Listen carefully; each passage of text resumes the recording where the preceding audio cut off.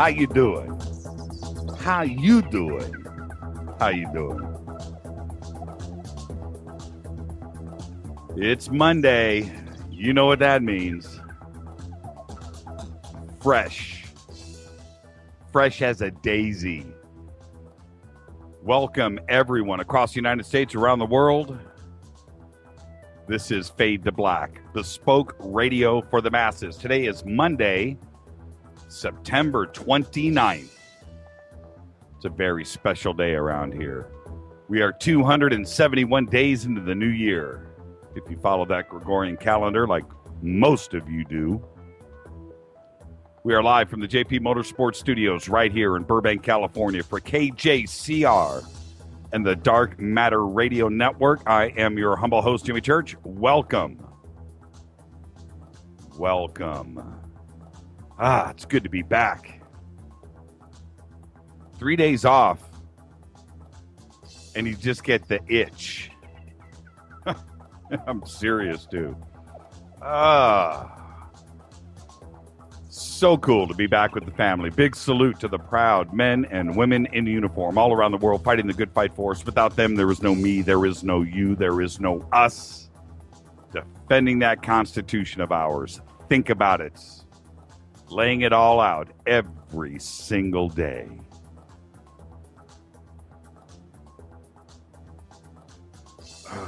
Yeah. Without them, the show doesn't exist.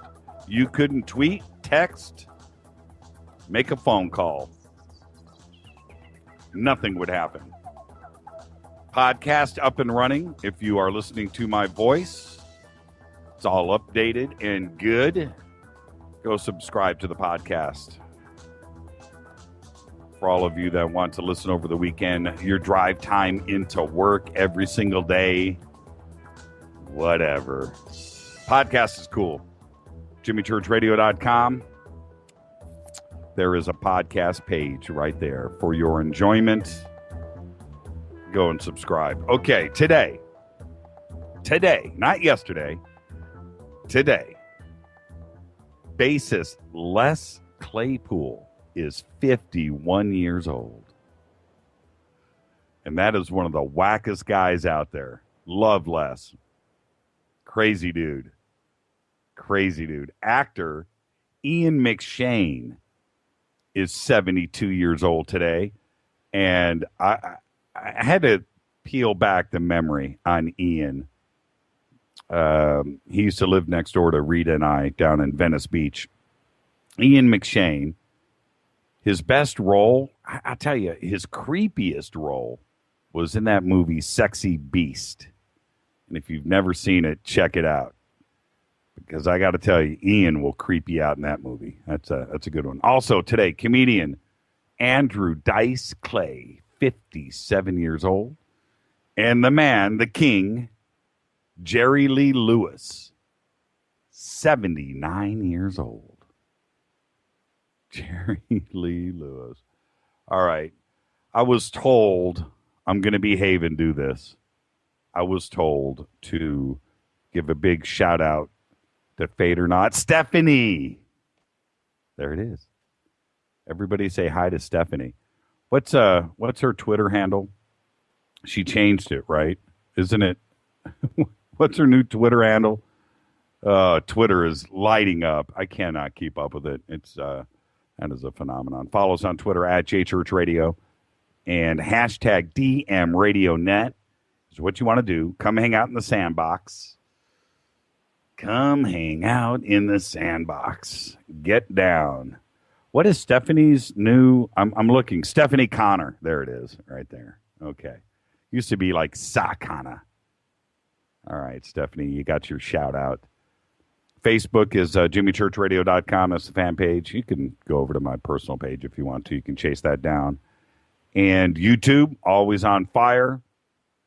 Yeah, always on fire. Everything's Fade to Black, J Church Radio. You know what to do. Go follow, like, and subscribe. Get her done. Get her done. Tonight, Peter Levenda on the show tonight, the Secret Space program. And Peter disappeared.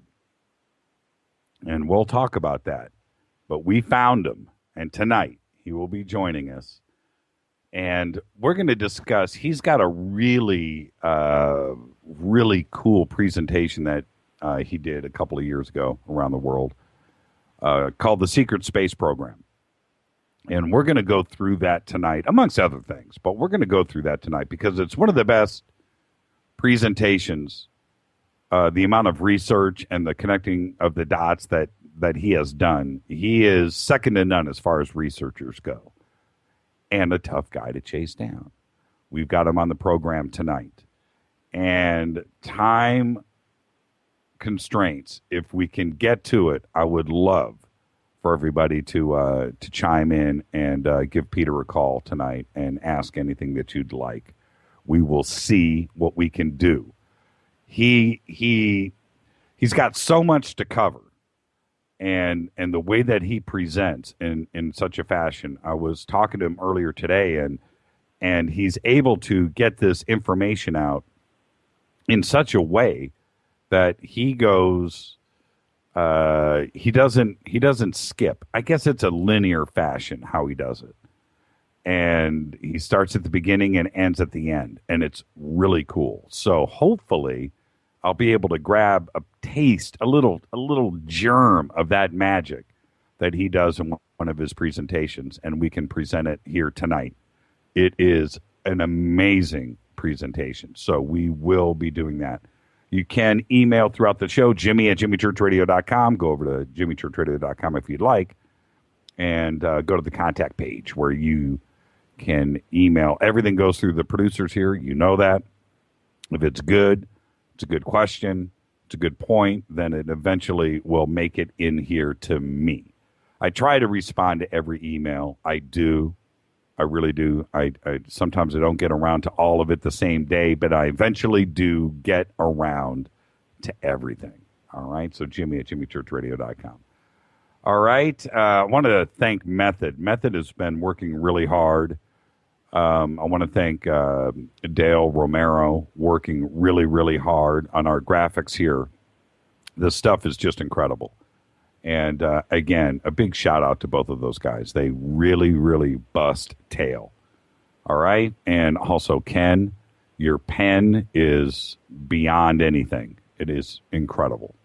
So there you go. I just wanted to squeeze that in. All right.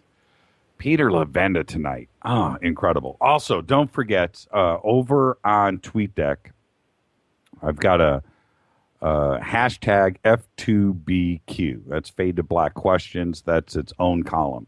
If you want to shoot something to me during the show, do it there. I will see that first. That is uncluttered. Okay, so if you have a question for me or for Peter or anything else, and you want to get it to me directly, hashtag F2BQ is what you'll want to do. All right? Oh, also, Lauren Robb sent us a Fader Night movie intro thing, and I'm going to be using that from now on YouTube. Very cool, and I watched that so many times. It is just unbelievable. All right, so let's see. I think I've got everything set. Saturday, I was over with Carrie Cassidy and Sean David Morton at their seminar by the Conscious Life Seminars this past Saturday at the LAX Hilton. Great crowd, and I was completely humbled when she introduced me, and I went up and I had everybody raising, who listens to the show, and everybody raised their hand. Like, what? Really? Who knows about the Malibu Bays? Everybody's hand shot up. And I just got to say thank you to both of them for getting me out there. It was pretty cool hanging out with everybody and shaking hands and talking. It was a really great experience. So thank you, Carrie. Thank you, Sean. Very interesting presentations by the both of them. And a pretty good lunch, too, as well. So thank you for that. Okay. Now, like I said, tonight, Peter Levenda. Tomorrow night, Dr. Heather Lynn. Lost civilizations, all that stuff. My favorite subject. Well, besides time travel. Tomorrow night. going to be really cool. And Wednesday, Freeman will be back with us. Freeman and I today set up the show for Wednesday. We've got some really cool stuff that we're going to be doing on Wednesday. Then, after the show, after Fade to Black on Wednesday night, I'll be on Coast to Coast with George Norrie. He invited us on and wanted to talk about the Malibu base and a couple of other things. So that's Wednesday night. It's going to be pretty cool. So there you go. So that's the week set up here at Fade to Black. It's going to be pretty crazy, pretty fun. Looking forward to all of it. What was I going to get to? Oh, you know what? Let's go ahead and take our first break. I've got a couple of emails I wanted to get to. Let's get to that and a couple of headlines. The world just kind of blew up over the weekend, didn't it? Kind of strange. Okay, let me get to one email before the break. This is from Debbie. She says, this is half of her email, by the way. She says, I just listened to Grant Cameron, episode 127. Good stuff as always. He mentioned Wilbur Smith and the AFFA, but if you didn't press him further, Dr. Wilbur Smith, with the help of telepathy and other contactees, were given a lot of downloads.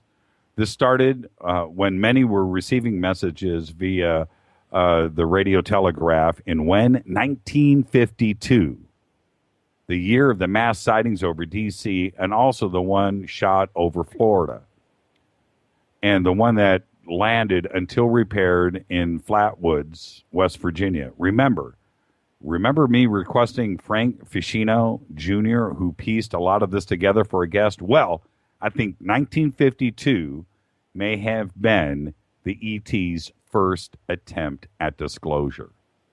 That's a great email, Debbie, and I'm going to get into all of that. I think I'm with you. 1947 and 1952, 2 key years. All right. Here's another email from Klaatu. It says, came across a web article that I mentioned last week about the Romans adding a sweet lead to their food as to what really poisoned them. The reason lead pipes, and you remember this on last week's show, the reason lead pipes didn't bother people much, or any lead may have been used by the Romans as joints in their aqueducts, is that plain lead metal is quite inert. Also, water pipes develop a calcium coating on the inside that prevents the water from leaching lead from the pipe, which is on top of it, being inert and not likely to react much with the water flowing by. I once took a tour of an old lead mine in Bonne Terre, Missouri. Yes, that's Missouri, not Montana. As a kid in the late 1970s.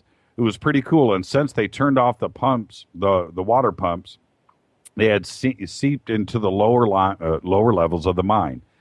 Even though the rock was lead ore, the water was incredibly pure. In fact, from back then and to this day still, they offer scuba diving in the mine. It's considered one of the most dangerous forms of scuba diving because it's so easy to get lost in the horizontal tunnels, and you can't just float up to the top once your air supply runs out. Sometime back in the late 70s or early 80s, Jacques Cousteau did a National Geographic special in that mine because it is such a hardcore scuba experience. I think he even commented on the clarity of the water, and I doubt that the Cousteau team would have just done a regular scuba dive if it was hazardous. Thank you, Klaatu, for that. I got to love this Fade or Not audience. So smart. So smart. This is Fade to Black. Tonight, it's Peter Levenda at the bottom of the hour. Tomorrow, Dr. Heather Lynn. And Wednesday, it's Freeman, kids, back in the house. This is Fade to Black. Follow us on Twitter at JChurchRadio. That's what you want to do. Hashtag DMRadioNet. Shoot me an email to Jimmy at JimmyChurchRadio.com. When I come back, I got a little audio I'm going to play you.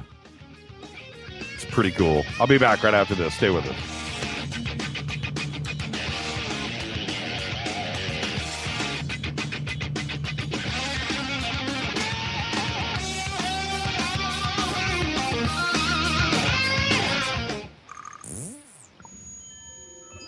You're listening to Jimmy Church Fade to Black on the Dark Matter Radio Network.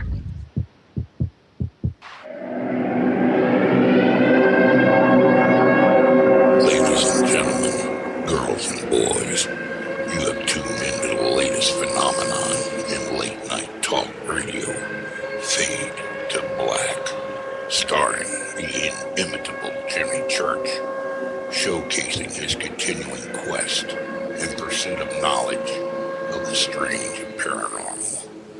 Sit back, open your mind, and let's get cracking. What's up, revolutionaries? It's me, Jimmy Church. Do you have an IRS or state tax issue?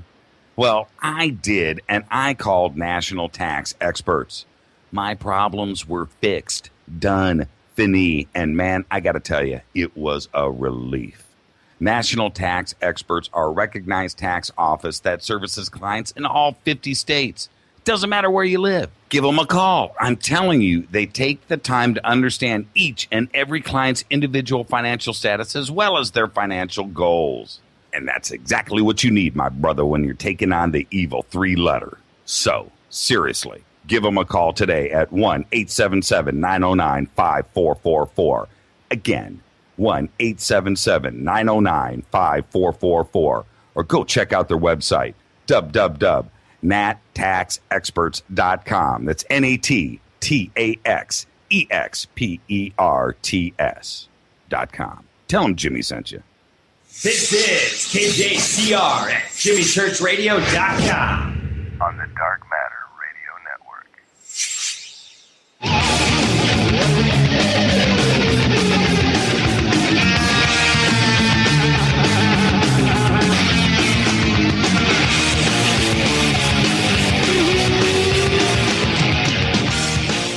Yeah, welcome back. Fade to Black. Monday. Love Monday. Oh, best day of the week. I know everybody else, you got to go back to work. For me, it's hanging out with all of you. Love it. Never, ever, ever forget that. All right. I'm your humble host, Jimmy Church. This is Fade to Black. It is Monday, bottom of the hour, few minutes. Peter Levenda will be joining us, the Secret Space Program. Crazy weekend around the world. That armed intruder that made it into the White House, it turns out he didn't only make it through the front door, made it into the East Room. How does that happen? You know, why? I would never go down at the Kremlin, ever. Why isn't there just like dogs roaming and guards walking around in the grass like every 2 or 3 minutes, 5, 10 of them? I mean, how is that possible to make it through? And what's the door doing unlocked? The front door to the White House is unlocked. I don't get that. Really don't. And then we have that volcano erupted in Japan over the weekend, and now Mount St. Helens seems to be gurgling. That's crazy. Is there a connection there? I'm sure we can connect that dot. And also over the weekend, I kind of mentioned this before, but posted in the Project Avalon forum was a post about from Joseph Farrell and a couple of other people about Peter Levenda gone missing. And I'm going to have Peter talk about that tonight. He's alive and well. He'll be joining us.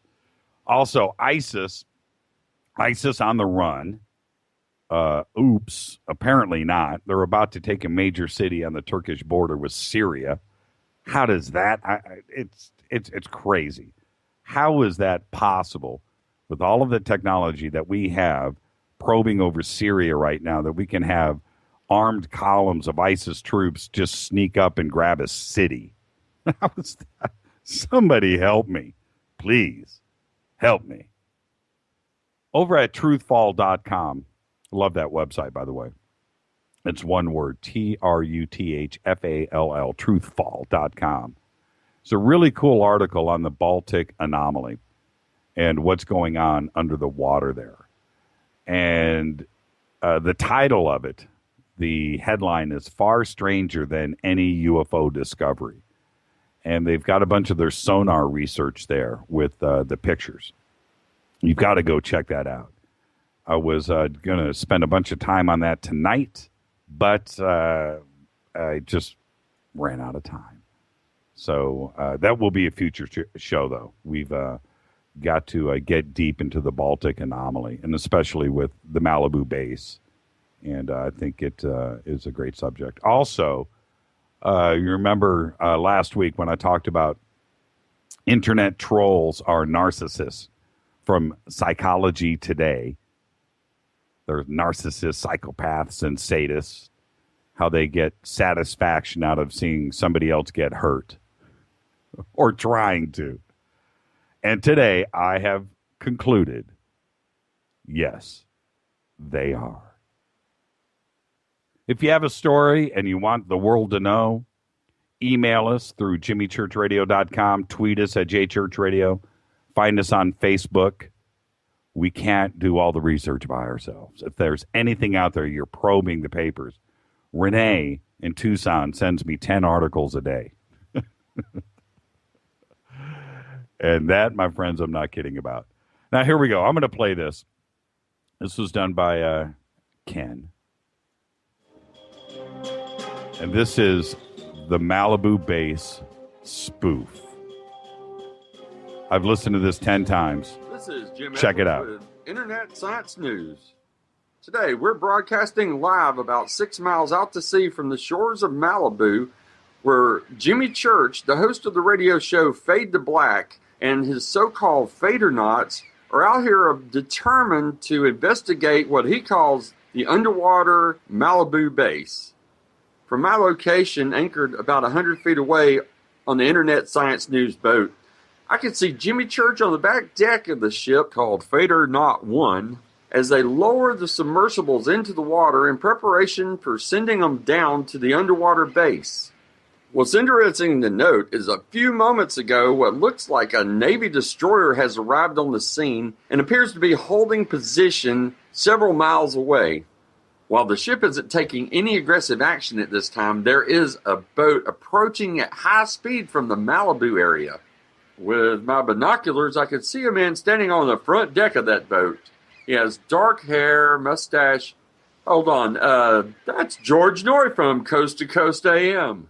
Standing beside George is a gray-haired man with a beard that looks like... That's Richard C. Hoagland, the man famous for his discovery of alien bases on the moon. Could it be that they're showing up here just in time to share in whatever discoveries are made by Jimmy Church and his team of investigators? The skipper of the Science News boat is telling me that we've just begun receiving transmissions from the Navy destroyer.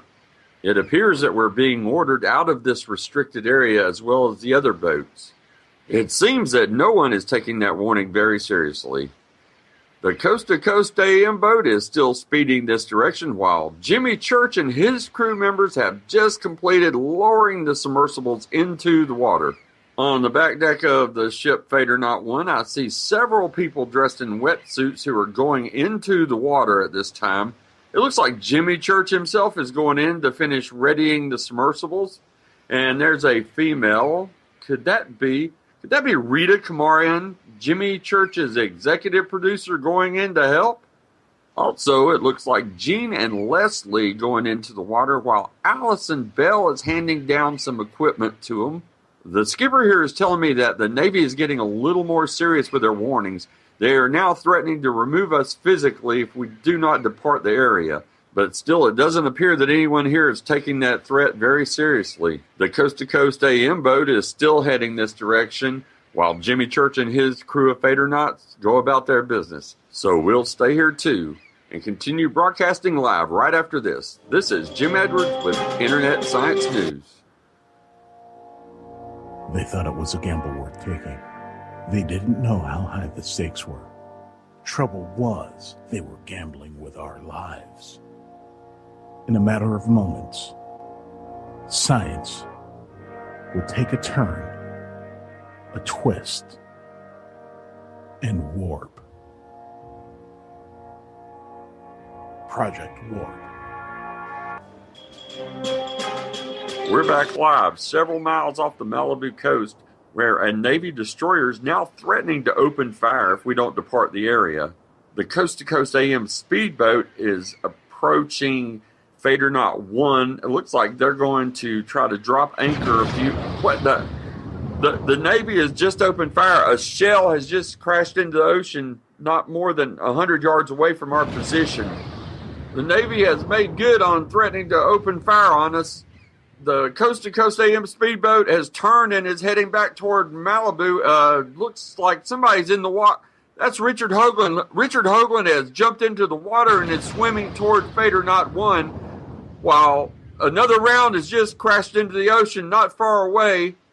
One of the Fader knots, it looks like a space boy is reaching into the water. He's pulling Richard Hoagland up to the deck of Fader Knot 1. For the moment, the guns have gone silent on the destroyer. It appears to be turning. Oh my! There's something coming up out of the water just beyond the destroyer to its rear. It looks like a large triangular object, and it's coming out of the water and floating up behind the destroyer. The destroyer is turning its guns, and it looks like about to open fire on the object that is now, there's a bright light coming out from the base of the object and is engulfing the destroyer. The destroyer just fired, but that seems to have little effect on the object. That now the destroyer is glowing a bright orange color, and it's sinking into the ocean itself. My God, the humanity, all the sailors have just gone down with the destroyer. Now the triangle, the black triangle, is now moving toward us, toward Fader Knot 1, and is it's lowering down to the water level. It looks like it's going into the water right near Fader Knot 1. I see Jimmy Church running over to the side of the ship. The top of the triangle is like level with the deck of Fader Knot 1. The triangle is about 200 yards across. Wait, there's something. There's a door opening on top of the triangle. There's a creature. It looks amphibian. It's a strange looking creature walking out of top the triangle. It's walking across toward Fader Knot 1. I see Jimmy looks like he's trying to make contact with it.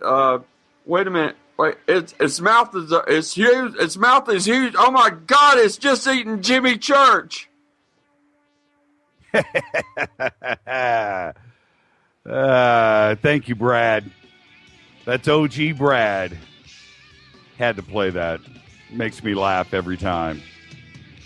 This is Fade to Black, only on the Dark Matter Radio Network. I'm your humble host, Jimmy Church. When we come back, Peter Levenda will be joining us. Secret Space Program. Stay with us. Do not touch that mouse.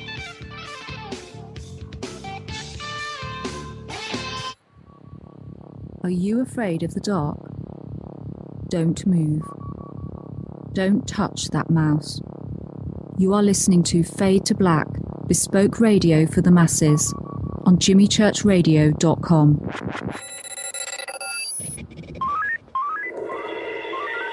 Way out here, we listen to Jimmy Church on the Dark Matter Radio Network. Dark Matter. Dark Matter. Dark Matter. Dark Matter. Dark Matter. You're listening to Fade to Black on the Dark Matter Radio Network. ¿Qué tal, mis amigos? Yo soy Mario Carson, el tiburón, y los invito para que escuchen a mi buen amigo Jimmy Church Radio. ¡Claro que sí! Oi, oi, I'm Reese Evans. You're listening to Jimmy Church. This is Revolution. The revolution will not be televised. The revolution is on radio. Ciao.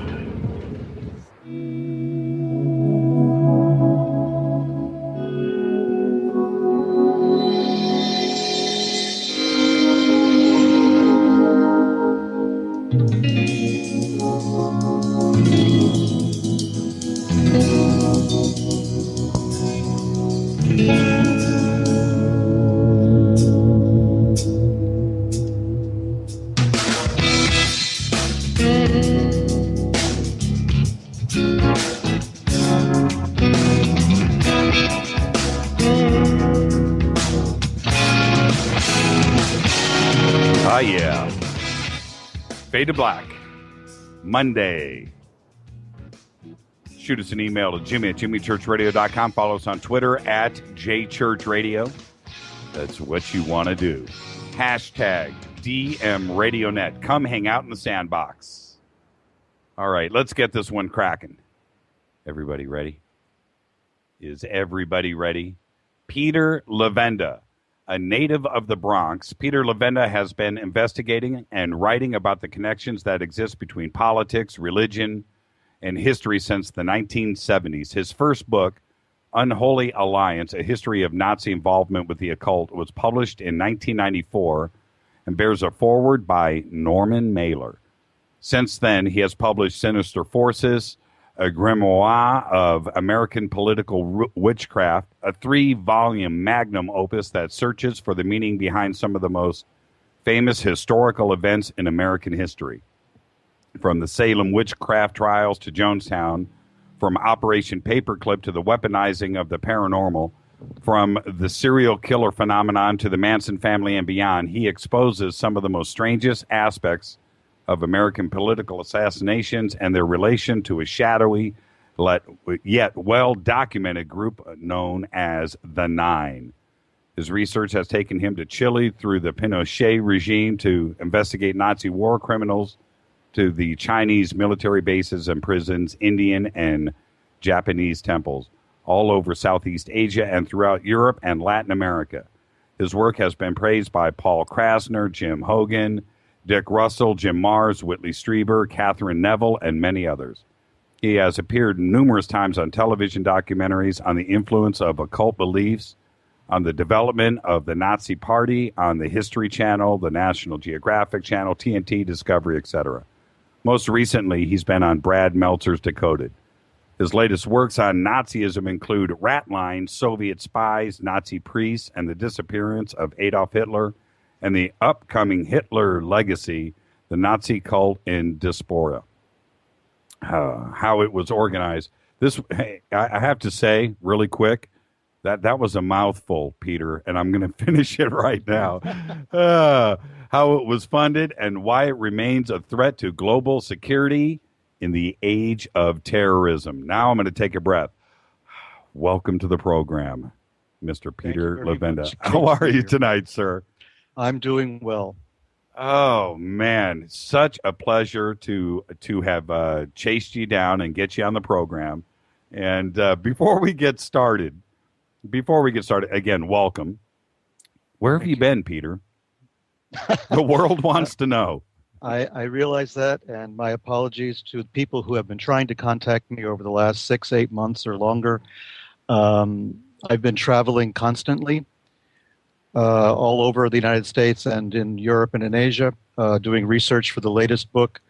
I've been quite often in places where I had no internet connection at all, and at other times there were security reasons. I just simply did not respond to a lot of emails because there was some evidence that my email accounts have been hacked or were being observed, as other people can attest as we go along. But there have been these issues, and I have had to lay low for a long time, at least until this latest book was complete, off to the presses, off to the printers, and it's done, and nobody can really stop it right now, short of setting fire to the printer. So I think we're okay.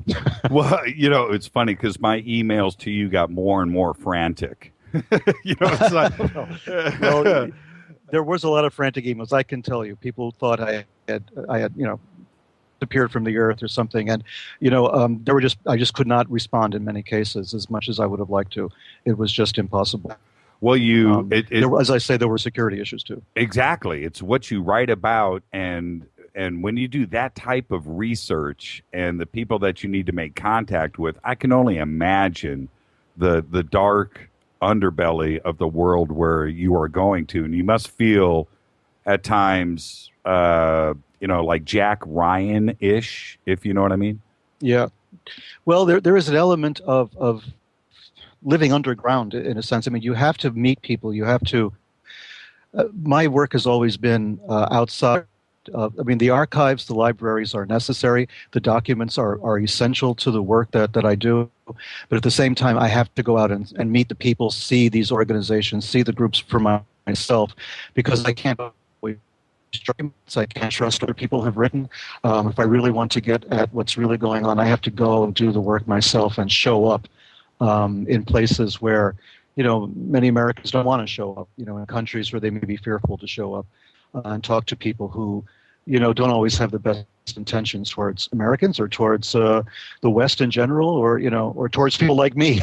So yeah, it's a little tricky at times, and I have to be very careful about security issues, just plain and simple. I don't maintain a Facebook page, for instance, for that very reason. There's no point in me saying, "Oh, today I'm eating a terrorist on this island, in the middle of nowhere. Just here's a picture of my latte."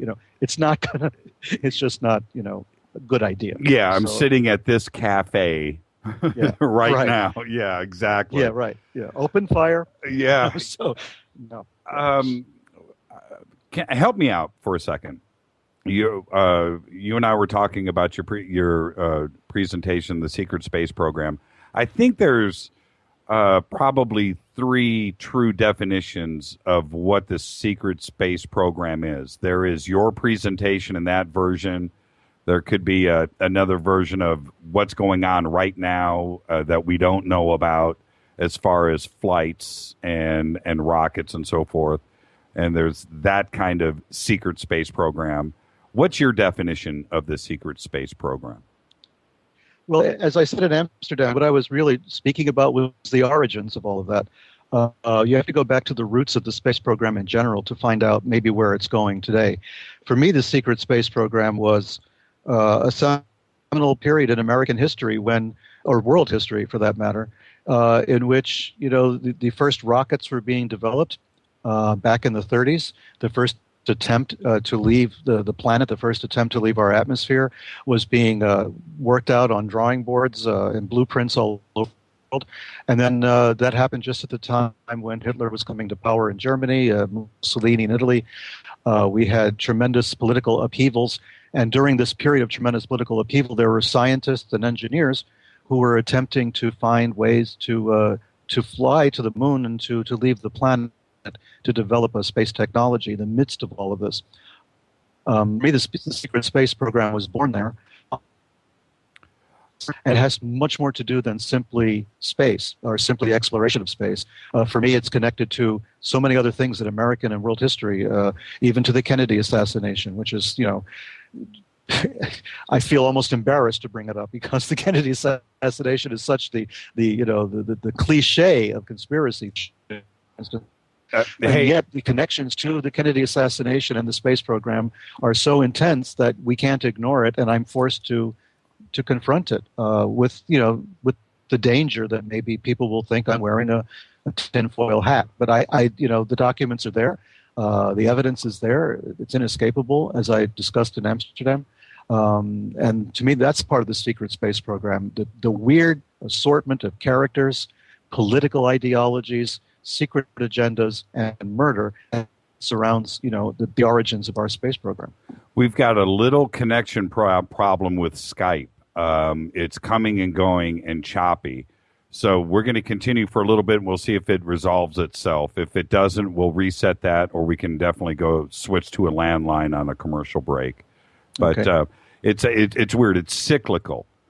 You're strong, and then so it's kind of cyclical. It's Skype, and we'll see if it resolves itself. If not, we'll reset the connection.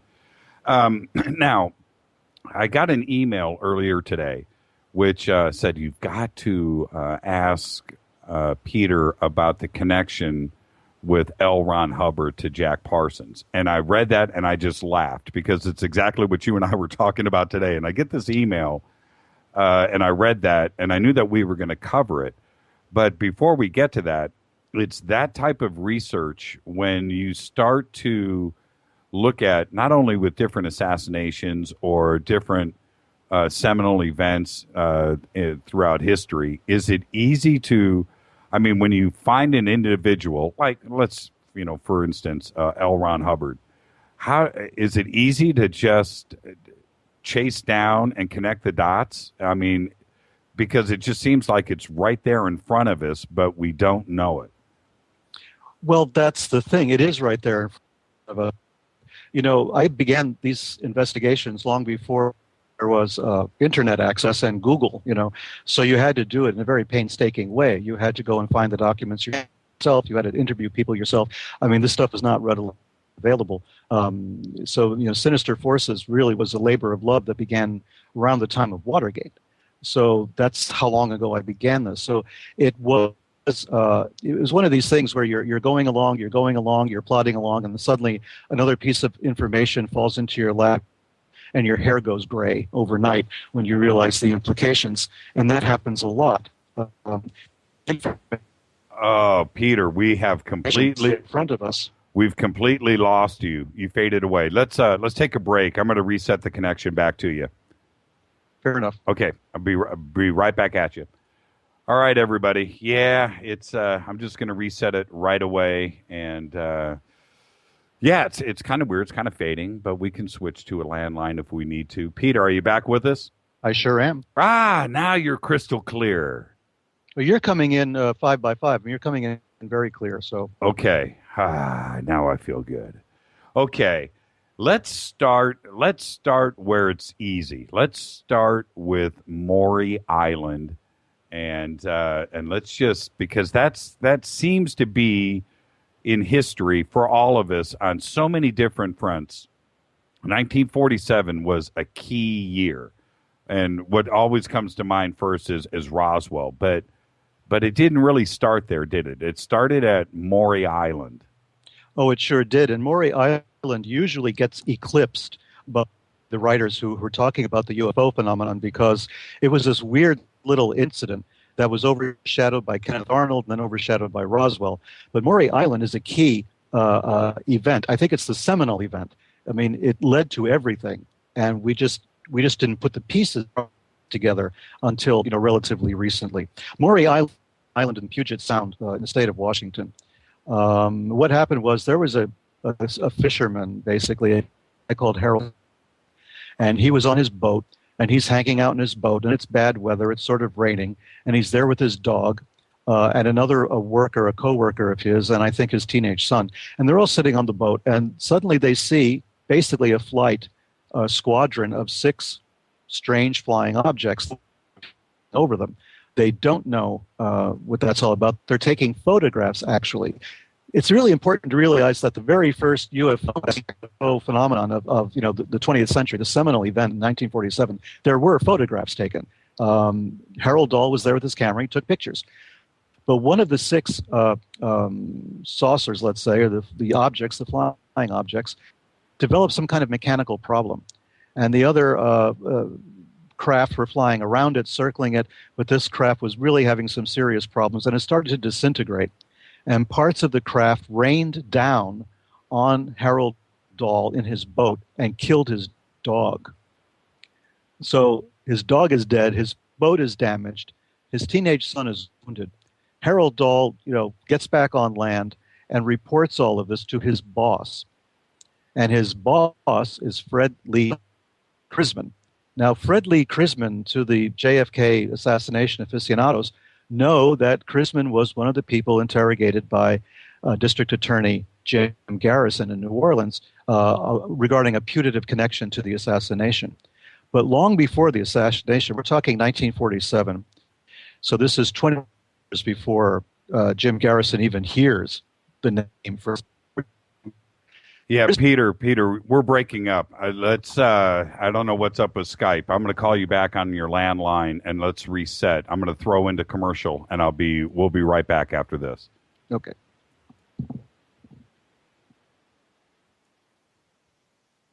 All right, everybody, stay with us. I'm resetting.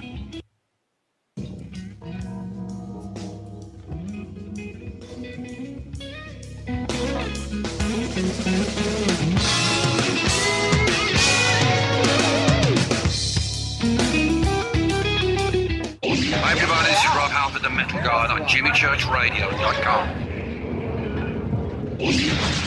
What's up? My name's Brian Taylor, Ninja Badass Extraordinaire, and this is JimmyChurchRadio.com. JJZR in your face. JimmyChurchRadio.com on the Dark Matter Radio Network.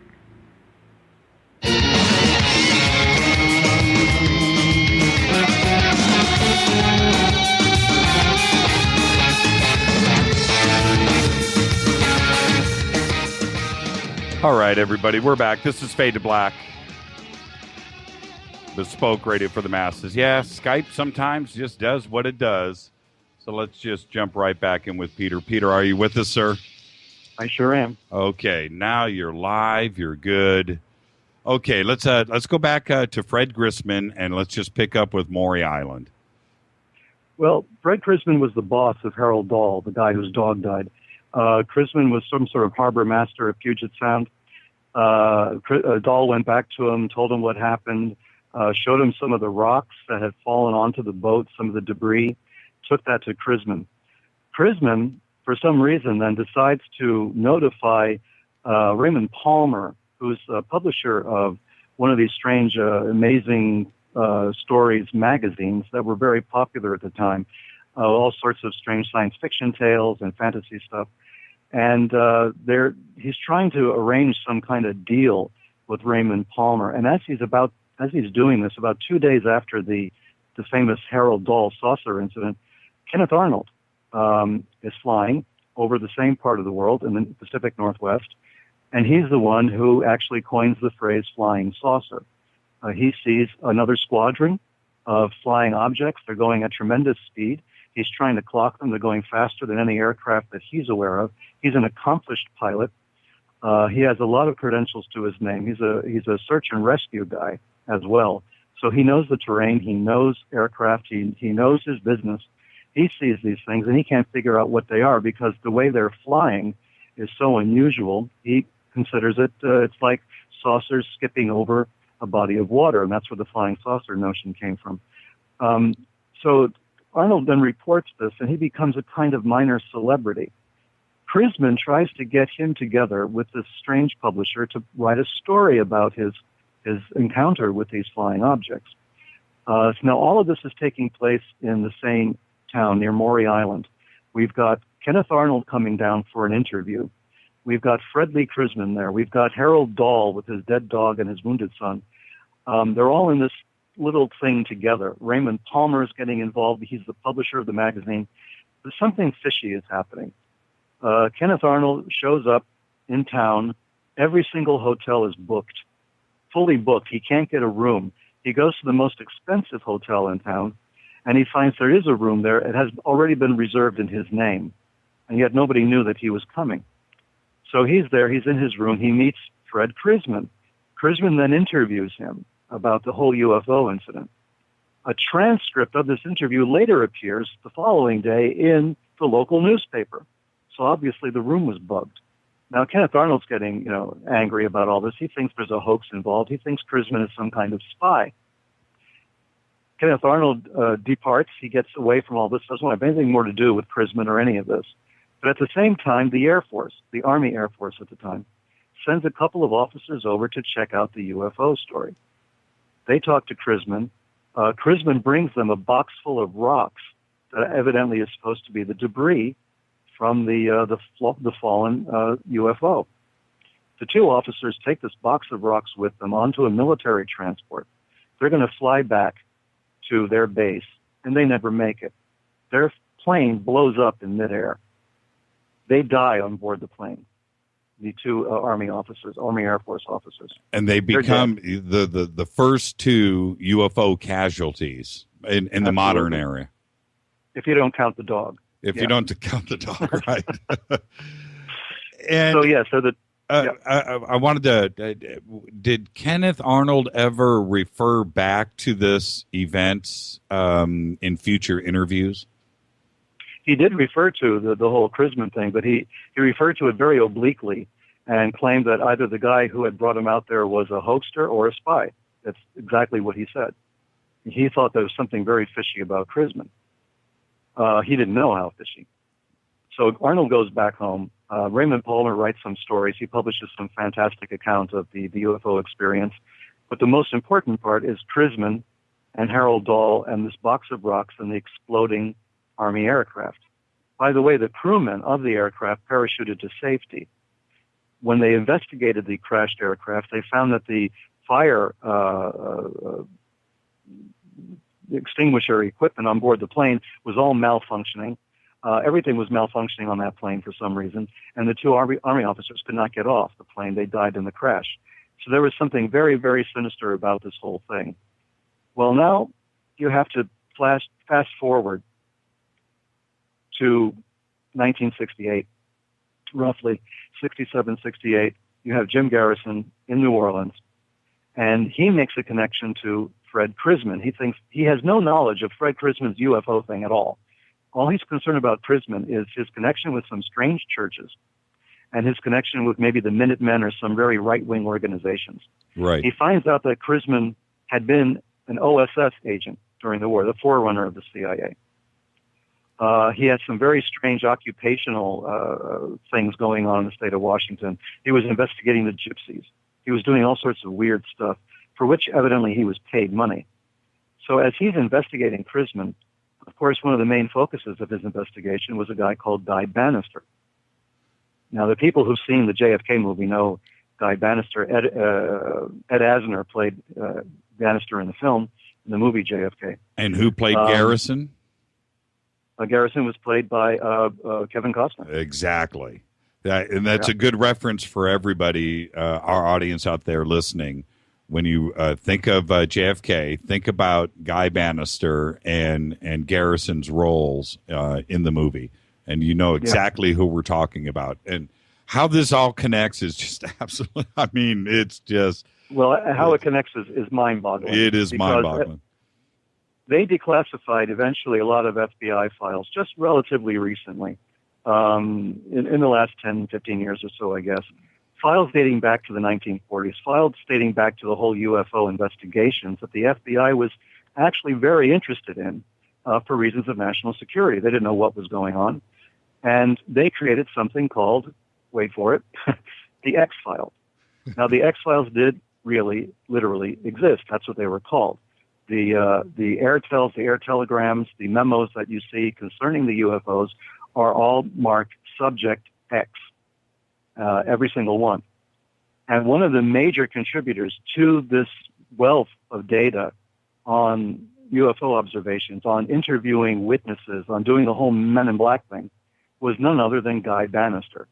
Guy Bannister, Fred Crisman, they were all in it together in the Pacific Northwest.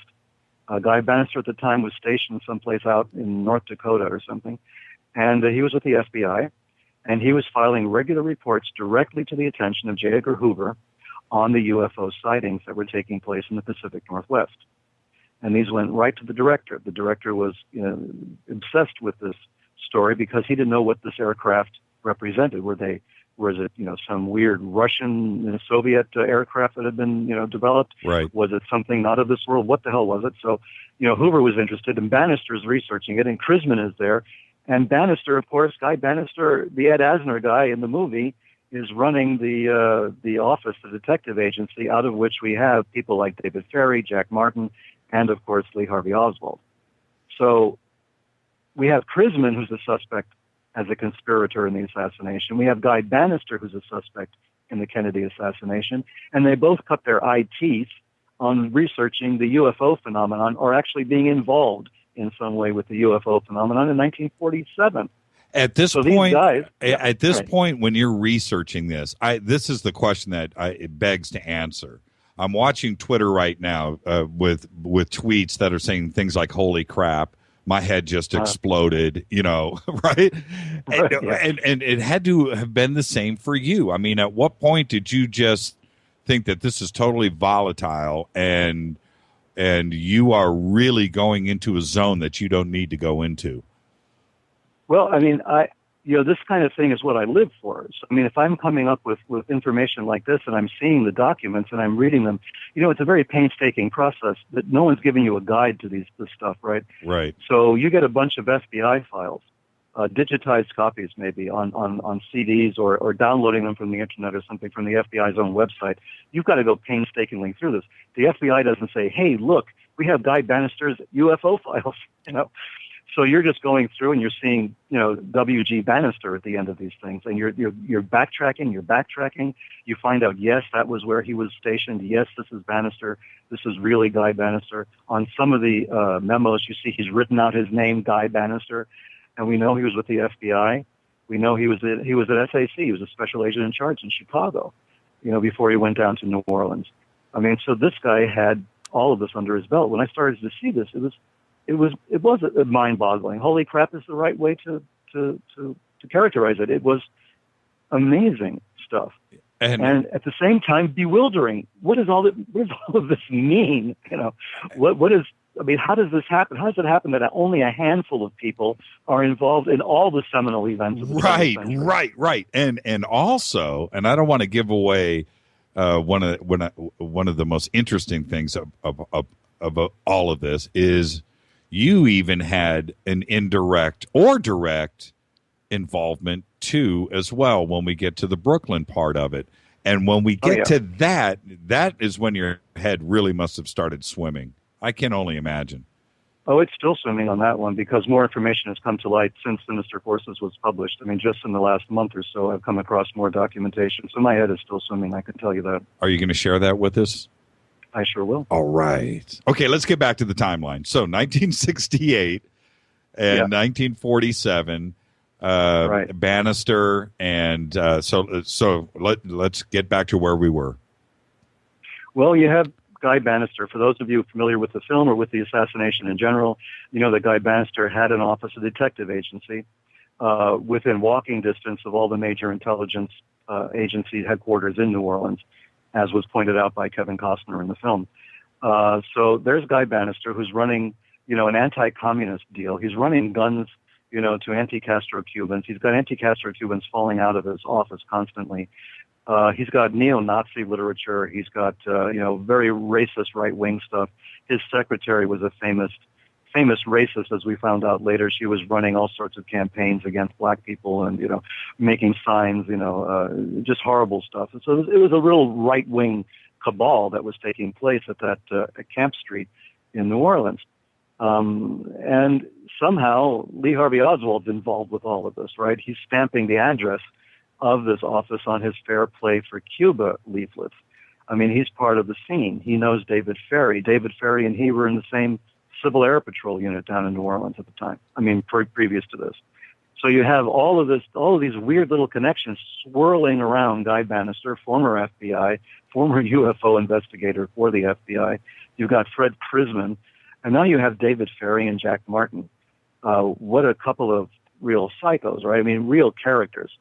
If you saw the film, you know that Joe Pesci played the role of David Ferry, the guy with the fake orange wig and who's freaking out, drinking all the coffee, smoking all the cigarettes, and he's terrified that he knows too much about the assassination. And then you have Jack Lemmon playing Jack Martin. Jack Martin was an investigator for Guy Bannister. As it turns out, I had, very close connections. I was a handshake away from Jack Martin when I was a teenager, didn't realize it. As I realized later on, and as I just uncovered proof of about a month ago. So this was some fascinating stuff. What does all this mean? And then in the back of all of this, there's one other event that we haven't discussed yet. It took place in the 1950s, and that took place in a little farmhouse in Maine. And that is what brought all of these disparate threads of conspiracy, of space aliens, UFOs, religious groups, and everything else all together in one neat little bundle. And that was the Affair of the Nine. And that's the situation that, to this day, when I came across the names in the Warren Report, I couldn't believe it. I had to go back through the Warren Commission report documents again and again. I had to go through the Mary Farrell, website to make sure I wasn't imagining things. I had to look through a lot of databases, and in the end, it was inescapable. There was a direct connection between a bunch of psychics and mediums and a seance that took place in Maine in 1952 and 53, and the assassination, direct connection to the Kennedy assassination. And that is what no one else had talked about it. No one else had uncovered it. No one else made the connections. But when I saw the names dropping left and right to the Warren transcripts, I just didn't believe it. And when I saw what Alan Dulles tried to do to cover it up, I couldn't believe that either. So if we have time, I'll go into that. Yeah, Dulles seemed to have his finger in just about every pie, too, as well. Well, all of these guys. But Dulles, he was a piece of work. He was. Really quick, this is Fade to Black on the Dark Matter Radio Network. I'm your humble host, Jimmy Church. We are talking with Peter Levenda. We're discussing the secret space program, and we do have a gallery up at jimmychurchradio.com if you would like to go over and follow the usual suspects in this tale. We've got them up in a basic chronological order, but at least all of their names are on each picture. So you will be able to, as this tale goes back and forth in the timeline, but you can tie in the faces with everybody that Peter is referring to. Okay, now moving on. Yeah, John Dulles. Well, okay, I'm going to stop. Let's touch on that a little bit. I don't want to segue too far out of the timeline here, but he is also a major player, not only in 63 with Kennedy and 68 or whenever the Warren Commission went down, but he goes back in time too as well. So maybe we should spend a few minutes on Dulles. Well, the Dulles brothers, they go back to World War I. I mean, their involvement in American politics and geopolitical affairs, let's say, goes back to the First World War. Dulles and his law firm was heavily involved in assisting the Nazi Party to rise to power. There's no escaping this fact. I mean, his law firm, Sullivan and Cromwell, was very much involved in the events of the Versailles Treaty. Dulles and his brother John Foster Dulles were thinking that we were being too harsh on Germany after World War I and all the punitive reparations we were forcing Germany to make. They were involved in that. They were involved in the 1930s and the early 1940s in various nefarious things, trying to protect German assets abroad, trying to protect German assets in the United States and in countries around the world. They were doing what they could to make sure that the Nazis were, being funded and were being supplied with the materials they need. The Dulles brothers saw communism as the ultimate evil. For them, communism was the presence of Satan in the world. And so whoever was going to fight communism was a good guy, as far as they were concerned. And the only people who had the courage to go up against the Soviets, in the eyes of the Dulles brothers, was Nazi Germany. They felt that Germany, yes, posed a threat to the world eventually, and Dulles, of course, was running an OSS office out of Switzerland during the war. But what he was really doing there is something of a mystery. He didn't seem to be all that disposed against the Nazis. He helped a lot of them to survive, to escape. He feathered their nests, really. He was the guy who had sympathies for the Nazis. Some of his recorded transcripts and some of the other memos written by other people who were present when Dulles was talking to Nazi leaders before they surrendered, trying to arrange the surrender of the German forces, reveal that he didn't really much care what was happening during the Holocaust. He didn't much care what the Germans did to the Jews. That was not his concern. His only concern was, how do we stop the spread of the Soviet Union in Eastern Europe and to the rest of Europe? His concern was a geopolitical one. It was not a moral issue with Dulles. It was not an ethical issue with Dulles. Dulles was concerned only about the Soviet Union and really basically nothing else. So all of his actions, stem from that position of being an anti-communist. And his position was so radical that it involved, of course, the Bay of Pigs invasion. It involved disobeying some of Kennedy's direct orders. We know now much more than we did before about what went on with Bay of Pigs. We've had people come out finally from CIA and from other places talking about, what really went down. And the whole idea that Kennedy, willfully withheld air support from the invasion is wrong. It's wrong in the face of it. The documents do not support this famous contention that Kennedy callously allowed the people to die on the beaches of the Bay of Pigs. Right. That's not really what happened. He was lied to. He was disobeyed. People went behind his back. They said, we're not going to listen to Kennedy. We're going to do what we think is right. And, of course, a disaster ensued. But this is nothing new. People have to really realize that the president may be the commander-in-chief. The president may be the elected leader of the free world and all the rest of it. But quite often, no one listens to him, no matter what president it happens to be. The same was true with, for instance, with Truman. President Truman, right after World War II was over, forbade the Army and the defense people in general to bring committed Nazis into the United States to work for us. He expressly said, "You will not do this," and they ignored it.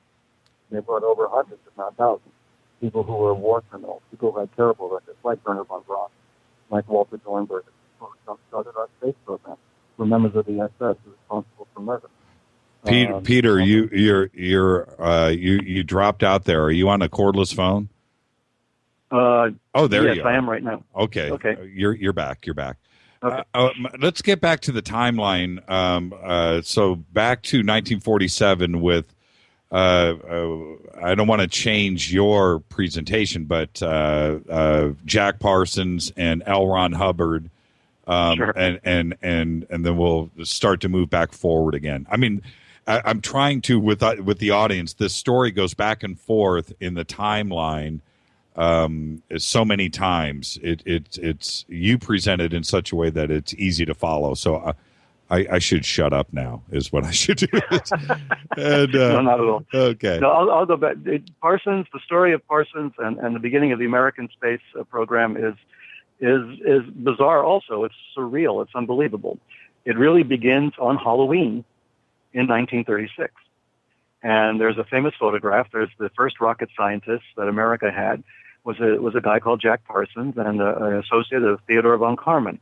And they were out there launching the first, looks like a little bottle rocket, basically, but they were investigating rocket fuel. They were trying to find out how to escape gravity. And our space program begins there in 1936. Jack Parsons, as far as I know, did not have a university degree, but he was a brilliant engineer. He experimented with fireworks and with rockets since he was a kid.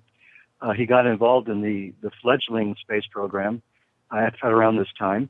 The U.S. Navy was looking for ways to store fuel on board ship to be used to launch rockets from on board ship, and the fuel that they would store would either degrade or would explode. And it was Jack Parsons who came up with the formula that would help America win the war, basically. He made a very big contribution with the creation of special rocket fuel. The guy was a brilliant scientist and engineer. There's a crater on the moon named after him. He was one of the founders of the Jet Propulsion Laboratory. But at the same time, he was a follower of Aleister Crowley. He was involved in magic, in ceremonial magic, in esoteric things, in ritual magic out in the desert in California, the Mojave. This was a guy who was a dedicated occultist at the same time as he was an actual rocket scientist. And it was because of this interest in the occult and his deep involvement with occult societies, secret societies, and magical orders, that he came into contact with L. Ron Hubbard. Now, L. Ron Hubbard at this point was a naval officer. He had been seen some kind of action someplace in the rear, I think, in Australia, in the Pacific. He had been involved in some minor things. He developed ulcers. He was in the hospital for something. I think they were going to demobilize him. He was an aspiring science fiction author, and he came across Jack Parsons and Jack Parsons' group of fellow occultists and writers, science fiction authors, and hung out with them for a while and became fascinated with Parsons, became fascinated with ritual magic, and together they began working rituals in the desert, summoning all sorts of spirits, trying to summon a goddess. Parsons wanted to summon, to bring down onto the earth in physical form a magical partner that he could work with. All of this stuff is going on with L. Ron Hubbard. This is long before Hubbard, of course, started Scientology. And Hubbard, at one point, absconded with Jack Parsons' money and Jack Parsons' girlfriend. Hubbard at this time was already married to someone else. Hubbard took the money and the girl to Miami, to Florida, and bought a yacht and was attempting to flee when Parsons ran over to Miami from California, flew out there just in the nick of time. And according to Parsons, he summoned a storm using occult means. The storm forced the ship back to port where Hubbard was arrested for bigamy because he married Hubbard's girlfriend while he was already married to someone else. And so there he was a bigamist, and he absconded with money. He absconded with, at that time, a princely sum, which I guess was around $10,000, a lot of money in 1947. This is a little bit later than 47. And this is what's going on. You know, L. Ron Hubbard took what he learned from Parsons to help start Scientology. And in his early speeches, if you find copies of what Hubbard was writing about and talking about in the late 40s, he's talking about Crowley constantly. He's talking about Aleister Crowley, this famous magician who started an entire generation of magic. He appears on the cover of Beatles' Sgt. Pepper album as one of the people they like. Crowley's a very famous name, and Hubbard claimed that he knew him, which of course he did not. Aleister Crowley died in 1947, long before Hubbard ever heard of him. But Hubbard would claim to have known him, to have gotten all of his magical knowledge from Aleister Crowley, praised him, and then suddenly at some point someone told him, you know, ixnay on the Oli cray, you know, and so he pretty much stopped talking about Crowley, and then all of that went away, and then Scientology happened, and the rest is history. But all of this began with Hubbard and Jack Parsons, the famous rocket scientist in the deserts outside of Pasadena. And this is how it all began. This is how the Jet Propulsion Laboratory began. This is how, you know, rocket science began. It was with a rocket scientist, a brilliant engineer, who was also an occultist, and then who died mysteriously in an explosion in his home. No one really quite is sure what happened. The official story is he dropped a chemical which blew up, fulminate of mercury. We don't know if that's really true or not. There's a lot of evidence to show that maybe he was murdered. He was in contact with Israel. He was trying to help Israel jumpstart their space program, or at least their rocket program. At the time, he lost his own security clearance, and the people that he worked with to found the Jet Propulsion Laboratory were also came under suspicion during the McCarthy era of having been communists or having been working with other countries. So the beginning of our space program is very, very bizarre. We have Parsons and Hubbard on the West Coast, and then we have the Nazi scientists on the East Coast and the Midwest, all developing, you know, rockets for us and supposedly for us. It's the whole story it's unbelievable. It doesn't make sense. You know, if you try to write the history of it, you have to include all of this information, and then, you know, the narrative falls apart. You've got occultists, you've got rituals in the desert, you've got Scientology, you've got Nazis, you've got all of this, and that is how our space program began. And we haven't even got to the crazy part, the hats. No.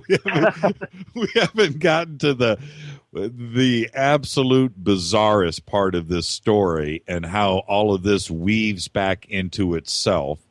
And we'll do that right now. This is Fade to Black on the Dark Matter Radio Network. We're talking with Peter Levenda. I'm your host, Jimmy Church. And that's a good segue. Let's take a trip to Brooklyn, shall we?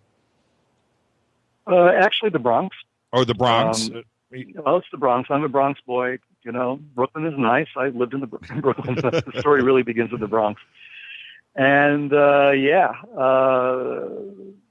this is still not even the most bizarre part, but it's pretty strange. Oh, it's strange. It's when you unraveled this one and tied all of this together, which it's right there in plain sight. But it was one of those things. I'm serious. I wrapped my head around that about 5 times and was just bewildered. I mean, how could this possibly be? You could take the best screenwriter in Hollywood, Peter, and he could not come up with this. Could not. Impossible.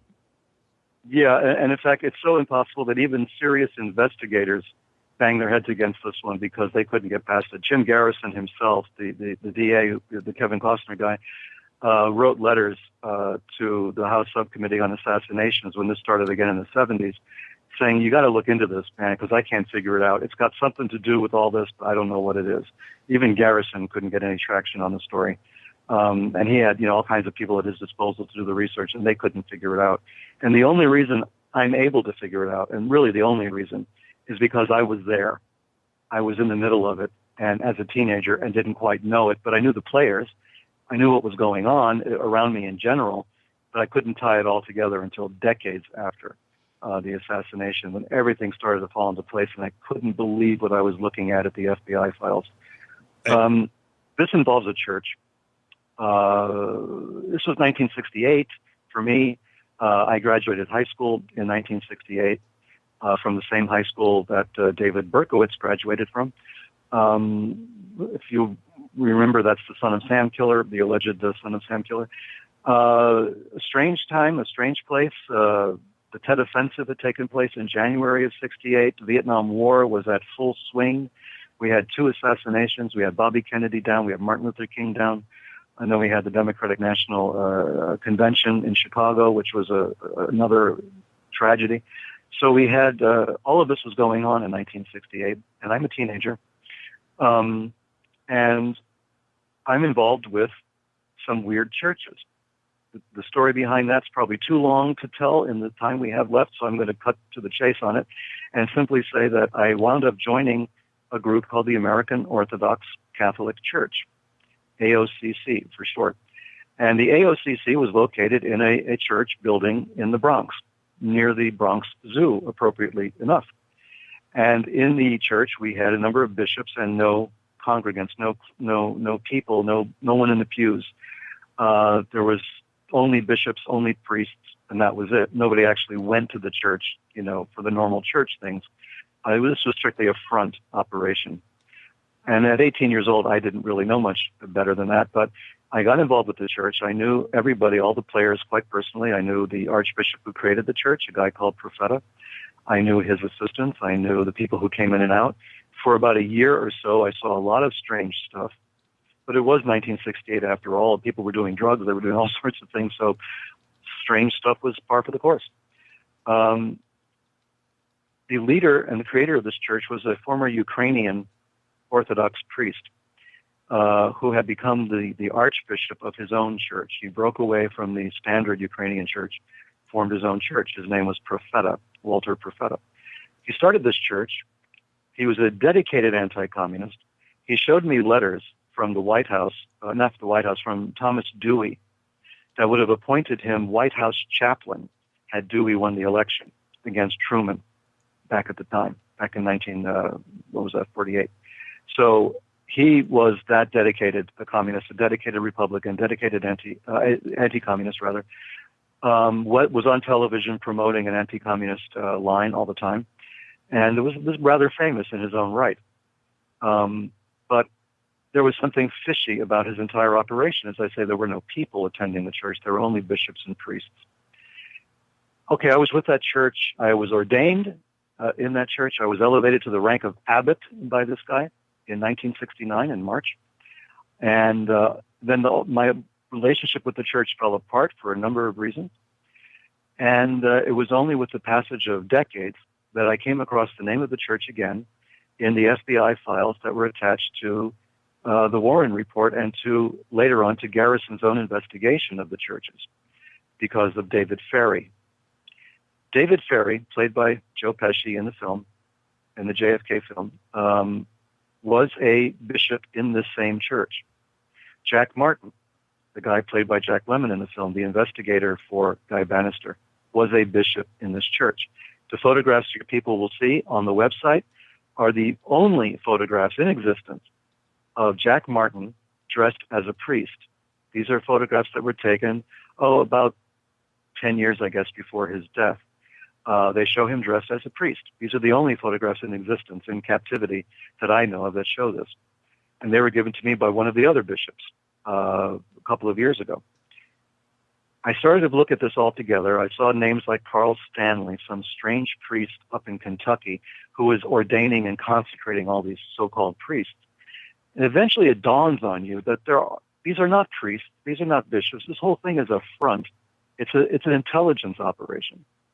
What was going on was a bona fide intelligence operation. Profeta used to brag that he had FBI and CIA on the board of directors of his church, and I thought he was exaggerating. until I started to see the documentation, until I started to see the interviews, the interrogations by the FBI of some of the other priests, some of the other bishops. And then I started my own investigation. As I was much older by this time, I started calling up whoever was still alive, whoever could still remember what was going on. And they were more than happy to share documents with me, to discuss the background with me, to talk about their own personal encounters with all of these people. And there is absolutely no other conclusion to come to, but that the churches that Garrison was so bewildered by formed part of an intelligence operation in the United States to give cover to agents and to operations that were operating both domestically and abroad. Looking back, when there were no congregations for you to see at the church as a kid, well, 18 years old, looking back, now do you realize how strange it was? Oh, yeah. I mean, I thought it was rather strange then, but I gave them the benefit of a doubt because, this was an Orthodox church. This was a bizarre, sort of church, on the fringes of mainstream religion. The Orthodox churches in the United States anyway are kind of, they're kind of bizarre to most people. The Greek Orthodox Church, the Russian Orthodox Church, Serbians, Bulgarians, everything else. So people think of them as, little ethnic enclaves. But the Russian Orthodox Church, as an example, is a central player in the Kennedy assassination. George de Mohrenschildt, who introduced Lee Oswald to the pains to get him his job at the Texas School Book Depository, George de Mohrenschildt was very thick with the Russian Orthodox Church in Texas. He introduced Lee Harvey Oswald around to these people. The Russian Orthodox Church was very involved. The Ukrainian Orthodox Church was very involved. During World War II, they were pro-Nazi because they were anti-Soviet Union. Right. So they formed entire, divisions fighting on the side of the Nazis to try to take back the Ukraine from Russia. We gave them all a blank check, and we brought them back to the United States. Michael Anderson just tweeted a great question. He just tweeted, did the Vatican know about this?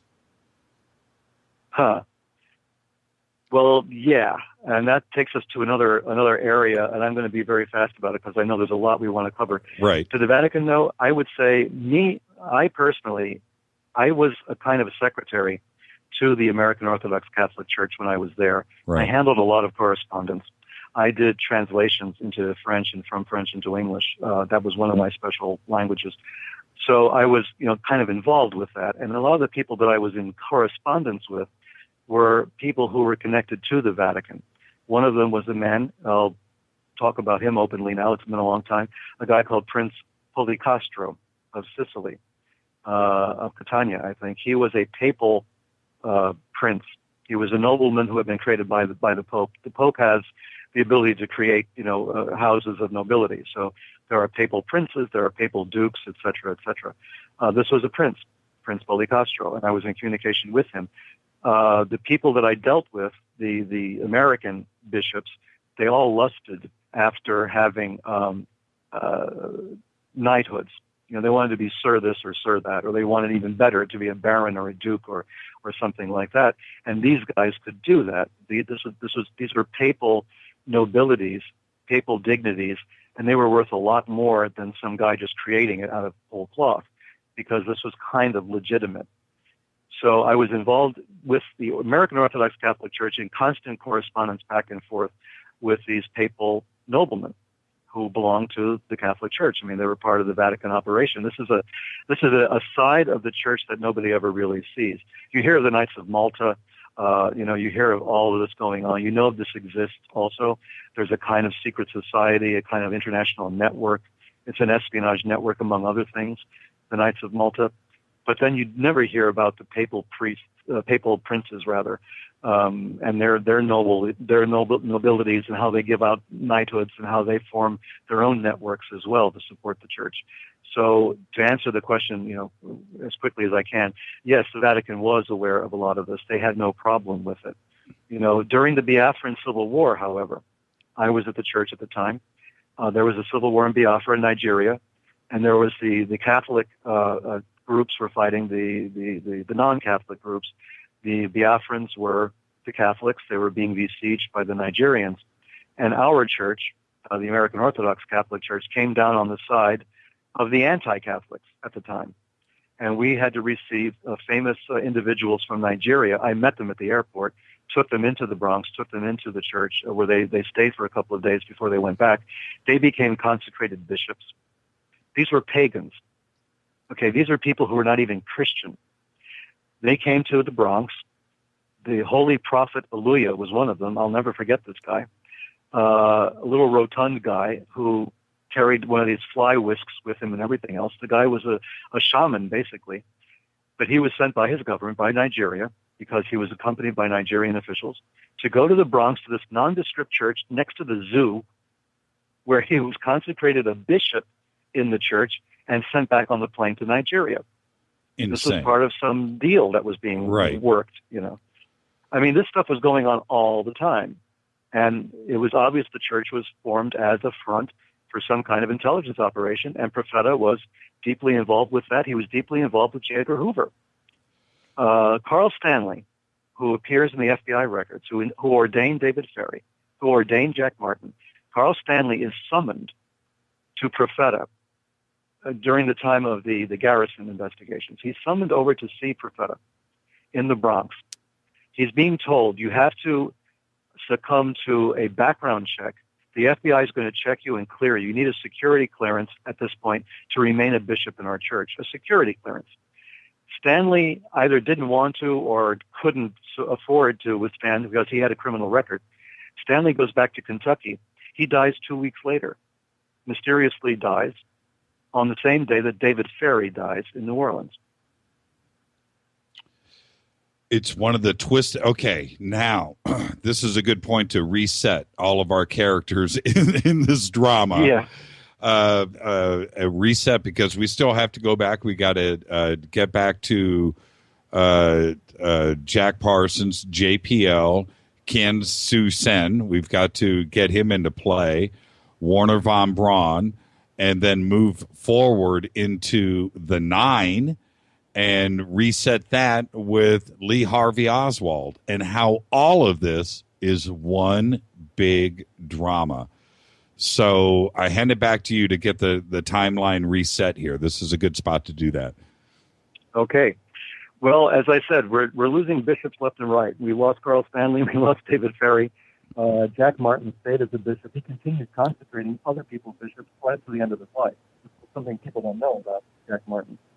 David Ferry is another story. So I found out recently, just to end this end of it on the American Orthodox Catholic Church, I promised I would reveal to you what I just learned about a month ago.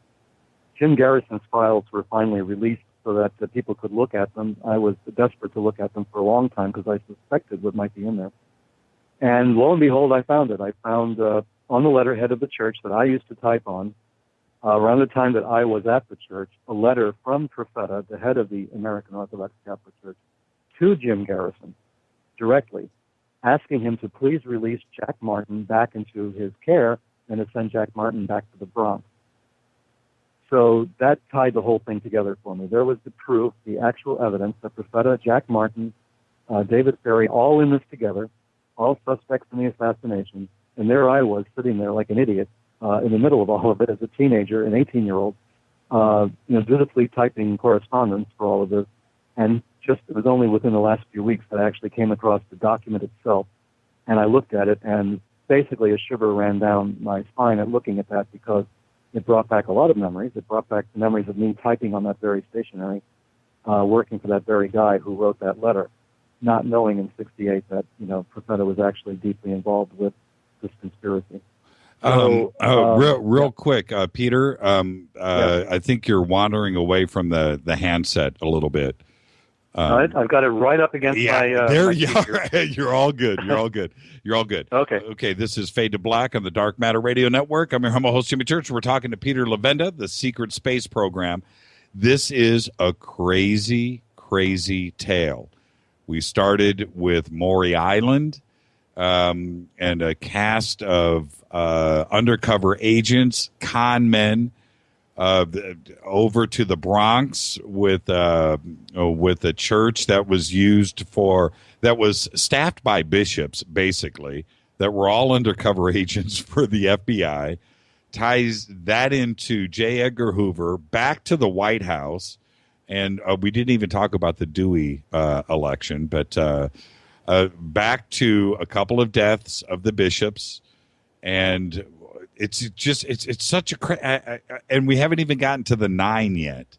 So okay, well, let's segue into the 9 then this way. We'll start with Jack Parsons. Parsons worked for a while for the Howard Hughes organization. That takes us into another area we don't have time to get into, but that's another bizarre element of American history and Parsons and all the rest of it. But he lost his security clearance at Hughes Aircraft, and he tried to reinstate it. He tried to get himself reinstated. Then he just gave up, decided he would go to Mexico where he'd live out the rest of his life. And it was while packing for that trip that he died mysteriously. That was on June 17th, 1952. That same year is when we have a seance in Maine of a man run by a guy called Andrija Puharich. Andrija Puharich from the former Yugoslavia was a well-known scientist.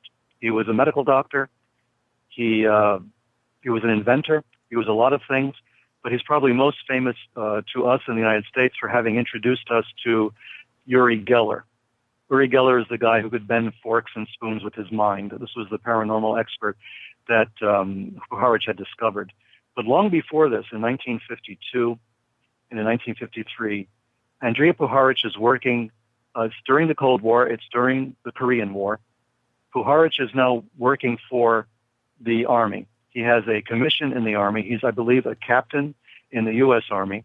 He's giving lectures at Edgewood Arsenal down in Maryland, which is where they do all the chemical and biological warfare stuff. He's giving lectures down there on how to weaponize the paranormal, how to weaponize ESP, how to weaponize telekinesis, psychokinesis, all this stuff. He's very involved in that. He really truly believes that you can do this, that you could create, psychic warriors, basically. While he's, involved in doing this, while he has a commission, he has an institute in Maine, which is being funded by all sorts of different people. A lot of money is pouring into him to develop equipment for weaponizing psychic powers, for curing blindness using different types of equipment. He has all kinds of stuff on the drawing board. But he conducts a seance. He pulls together a lot of his friends in order to have this bizarre seance in the woods at night, and the attendees are 9 people. And the 9 people who attend include a DuPont, an Astor, a Forbes, and Arthur Young. This is the famous name that we have to drop into this almost reluctantly. Arthur Young was the inventor or the co-inventor or the inventor of the Bell helicopter. Arthur Young was a famous inventor. He made a lot of money on that, but after the war was over, after World War II was over, he decided to leave the military-industrial complex and devote all of his life to the study of the paranormal, Eastern religions, and that sort of thing. He wrote a number of very influential books, very dense for some people, on mathematical analysis of the processes behind creativity, behind reality. He was very involved in all of this, and his wife was Ruth Forbes Payne Young. She was a Forbes, basically. She had married someone else called Payne, divorced him, and then married Arthur Young, and stayed married to him for the rest of their life.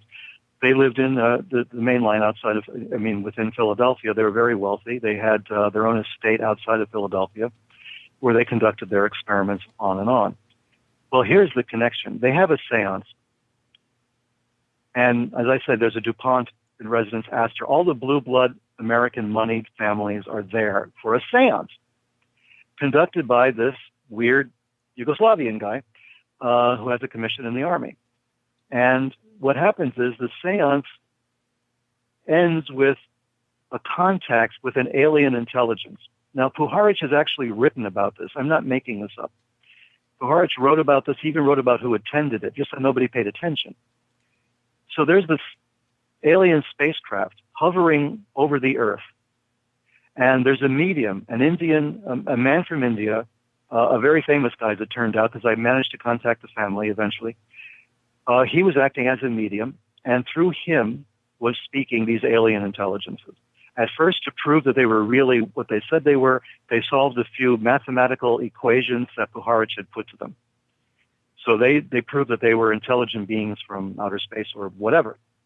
And then they said something very startling. They said, you are 9 individuals. You are 9 people. We are also 9. You are 9 and we are 9. We're here to help you, control, direct the future of the planet. They gave this commission, essentially, to these 9 predominantly wealthy individuals, including Arthur Young and his wife, Ruth. Okay, maybe that would have been the end of it. A weird seance, a bunch of rich people, who knows what they get up to, fine, end of story. That was in 1952. By 1963, Arthur Young has a son-in-law, basically. I mean, his wife, Ruth Forbes Payne, was married to a guy called George Lyman Payne. They had a son called Michael Payne. Michael Payne is now working for Bell Aerospace. Well, he got the job for him. Arthur Young got him the job at Bell Aerospace in Dallas. Michael Payne's wife is Ruth Payne. Ruth Payne, nice lady, still alive. I actually ran into her a couple of years ago. Ruth Payne is the woman who befriended Lee and Marina Oswald. Lee and Marina Oswald lived in her house. Marina Oswald especially, and their children lived with Ruth Payne. Ruth Payne's ostensible reason was she wanted to learn Russian. This is after the Oswalds come back from Russia. He's a famous defector. He comes back to the United States. He's looking for work, on and on. We know the cover story pretty well. A couple of months before the assassination, Ruth Payne, the wife of Michael Payne, not to confuse it with her mother-in-law, Ruth Payne decides to visit her in-laws in Philadelphia. So she goes up to Philadelphia. We don't know what was discussed that August, that September, that summer vacation that she spent a couple of weeks up north in Philadelphia. We don't know what she talked about, but she had to have talked about the fact that she had Russian defectors living with her. She discusses this, obviously, she must have, with Arthur Young and his wife. Fine. She goes back to Dallas. She gets Lee Oswald the job at the Texas School Book Depository, and the rest is history. I want to jump in. I want to jump in right here. I just tweeted that pic, November 22nd, 1963, with Marina Oswald, Marguerite Oswald, the wife and mother, respectively, of Lee Harvey Oswald, and Ruth Payne, who got Lee Harvey Oswald his job at the Texas School Book Depository, where he allegedly killed JFK. And that is this picture is a heavy, heavy picture. Can we spend, give me 1 minute on this, because it's such an important photograph and what it really means. Well, it's a stunner for me. I mean, I look at that photograph every once in a while and try to figure out, really what does that really mean? That constellation of people sitting there. There's on the very far left of the photograph, that's Ruth Payne. And then the woman in the middle, of course, is Marguerite Oswald, Lee Harvey Oswald's mother. And then you see Marina Oswald holding the baby. This was taken in, I believe, in Marina's house. In Ruth Payne's home, I think is when this photograph was taken. We don't have a shot of the man. We see his pants legs next to Marina. We believe that was one of the agents who was sent to sit with them and to monitor the situation. What are the odds? Let's just talk some mathematics here. What are the odds of these people being in this house on November 22nd, 1963 by chance? Oh, there's no. I mean, you can't, it's impossible. And the connection of the woman on the left, Ruth Payne, to Arthur Young, to the 9, to this seance that took place, and the fact that her estranged husband, Michael Payne, is working for Bell Aerospace, whose CEO at this time is Walter Dornberger, the Nazi that we brought over during Operation Paperclip with Werner von Braun. Michael Payne is working for basically Walter Dornberger. Lee Harvey Oswald used to work for the Riley Coffee Company in New Orleans. When he left Riley Coffee, he told all of his coworkers he was going to work for NASA.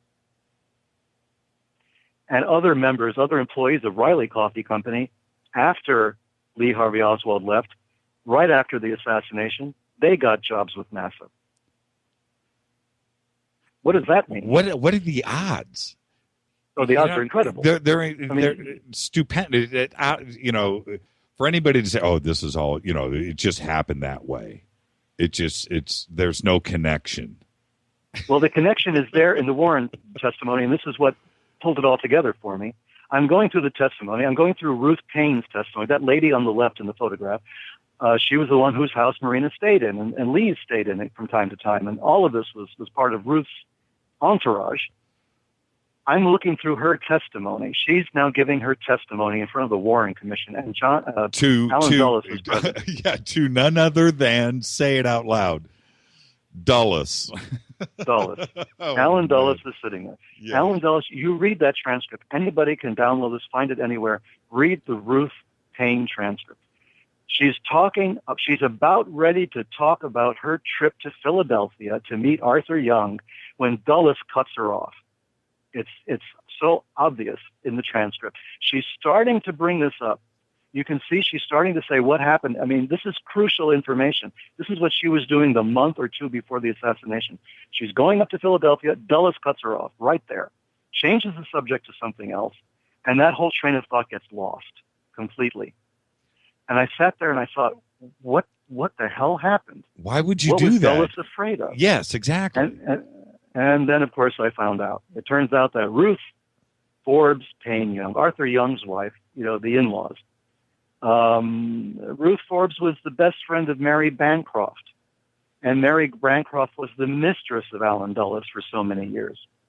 The connection between Alan Dulles and the Arthur Youngs and the assassination is so tight, you couldn't have scripted this any better.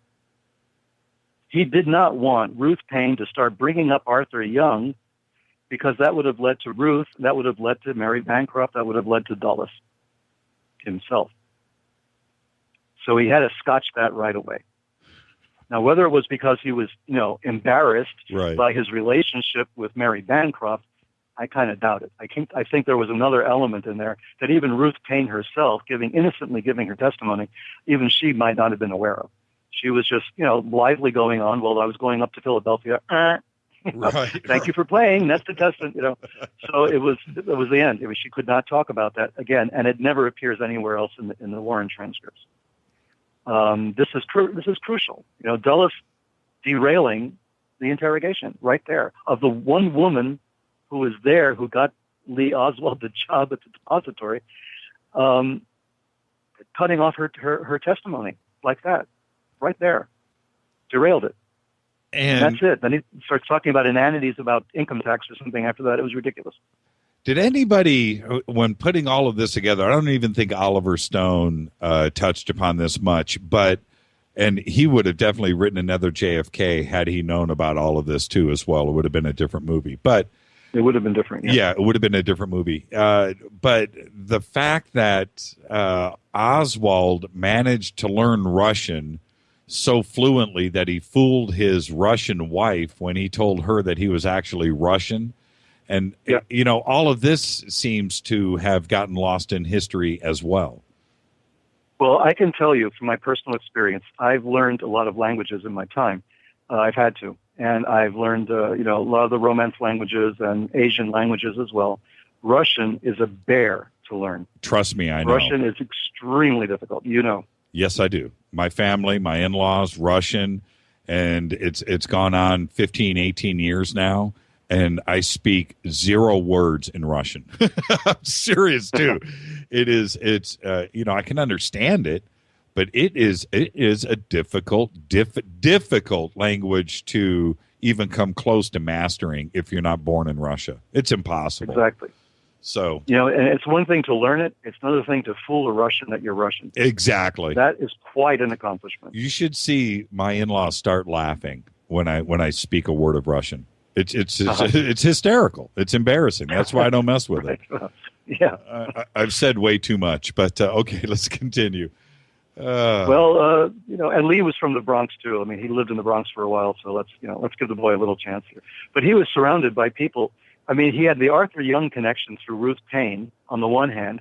He had the Orthodox Church connection with David Ferry, Jack Martin, and all those guys on the other hand. He had the UFO people with Guy Bannister and Fred Chrisman. Lee Harvey Oswald didn't have a chance. I mean, no matter what we may think of him, what we think he was culpable of or guilty of, if anything, he was surrounded by a lot of psychos. You know, this guy was surrounded by some of the strangest but most powerful people that you can imagine, and they were all running intelligence operations. I mean, everybody that he knew seemed to be an intelligence agent. You know, and I'm including Ruth Payne in that yes status because of her connection back to Arthur Young and all of that, and the Nine and all the rest of it. This is astonishing stuff. And the more I learn about Lee Oswald, the stranger it gets. We don't know, for instance, that he applied to go to a very bizarre school in Switzerland only months before he defected to Russia. It was a very strange university called the Albert Schweitzer College. You know, I managed to get a copy of the letter that he wrote, his application, a copy of it anyway. I mean, this guy was he was doing weird things. No one had ever heard of this university. It was an elitist little group out there in the middle of Switzerland in the Alps, and he applied to it and was accepted. Lee Oswald was accepted to this university, which only accepted maybe 30 people a year. And one other point, exactly. That is, I almost don't want to move from that point. But how old was Oswald in 1963? How old was he? He was in his 20s. He was like 24, right? Yeah. How does somebody do all of that in such a short amount of time? We're talking about all the trips to Russia, to Mexico, get involved, throw in New Orleans, a little segue there. Then you have everything that was going on in Dallas. And don't forget at Sugi Air Base. Don't forget Japan, the Philippines, and Indonesia. Yes, yeah. and to have the Warren Commission write him off as just a doofus. Yeah, exactly. It makes no sense at all. The guy was obviously an intelligence asset of some kind. For many whether he people. was a contract agent or an actual agent, we don't know, but come on, A triple agent, back and forth. Yeah, absolutely. Yeah. Oh, okay, let's take another pause. This is Fade to Black on the Dark Matter Radio Network. We're talking with Peter Levenda, who we have risen from the ashes. By the way, yes, thank you for raising me from the dead. I appreciate it. He's alive and well, world. He's with us, and thank you for that. Okay, now let's reset again this story that started again, Maury Island, Guy Bannister, that entire situation to the Nine, to Oswald, to the Bishops in the Bronx, to the Astors, to the Forbes, to Young, to Bell Helicopter. It's just a crazy story. So now let's kind of reset with all of the players one more time, and then we'll start to try to tie it all together. Well, okay, let's just recap in an encapsulated way. We have Maury Island. I mean, Maury Island, there was something happened at Maury Island, whether it was actual UFOs, whether it was some secret aircraft being developed by our department, who knows, but something took place. There's something very strange. Chrisman, who had been an intelligence agent during World War II, is on the scene. Chrisman arranges quickly this kind of weird interview with Kenneth Arnold, who saw the other UFOs. He tapes it. It's in a bugged hotel room. The transcript is leaked to the press. Arnold gets angry and disappears. 2 Air Force officers die carrying a box of the rocks that allegedly were debris from the UFO aircraft. Their plane blows up and they're dead. And then we fast forward a couple of years. In 1952, there's a seance in Maine. All of these very wealthy people are there, including Arthur Young, people who would become implicated later in the Kennedy assassination, at least indirectly in some way, to the assassination, with only a handshake or two away from Lee Harvey Oswald. And then in 1952, Jack Parsons dies the same year. Jack Parsons, of course, jump-started our space program back in the 1930s. Crater on the Moon, named after him, founder of the Jet Propulsion Laboratory, held in some reverence at the JPL, even though they knew he was a little weird, a little strange, and had lost his security clearance. Well, guess what? Everybody did. All that group that started the Jet Propulsion Laboratory all came under suspicion during the McCarthy era of being communists.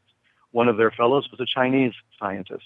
The Chinese scientist got so pissed off at being accused of being a communist by the McCarthy people, he gave up and went back to China and developed the silkworm rockets that China used so successfully and has exported around the world. So, we cut off the hand that feeds us sometimes. So all of this is going on. This is an intense thing. It's the Cold War. It's the Korean War. We're obsessed with the Soviet Union, obsessed to the point, excuse me, where we're bringing Nazis into the country to help us. We create an entire Galen organization out there in Germany. Former Nazi spies are now working for CIA, basically jump-starting our anti-Soviet intelligence operations. But as it turns out, we can't trust them. We couldn't even trust the Nazi scientists we had because they were sending secrets back to their compatriots behind the Iron Curtain. The Nazis were remaining in contact with each other, even as they were either working for the Soviet Union or for the United States. They were actually working for each other. The Nazis were had their own agenda. And as I will talk about in my upcoming book that's soon to be released, there's even more evidence that there was a tremendous network of these Nazi scientists, of Nazi intelligence people, military people that survived many years, many decades after the end of World War II. They had their own agenda all this while. They were sabotaging our space program. They were sabotaging the Soviet space program as long as they could until we finally did put somebody on the moon. But we only did that after we got rid of Jack Kennedy.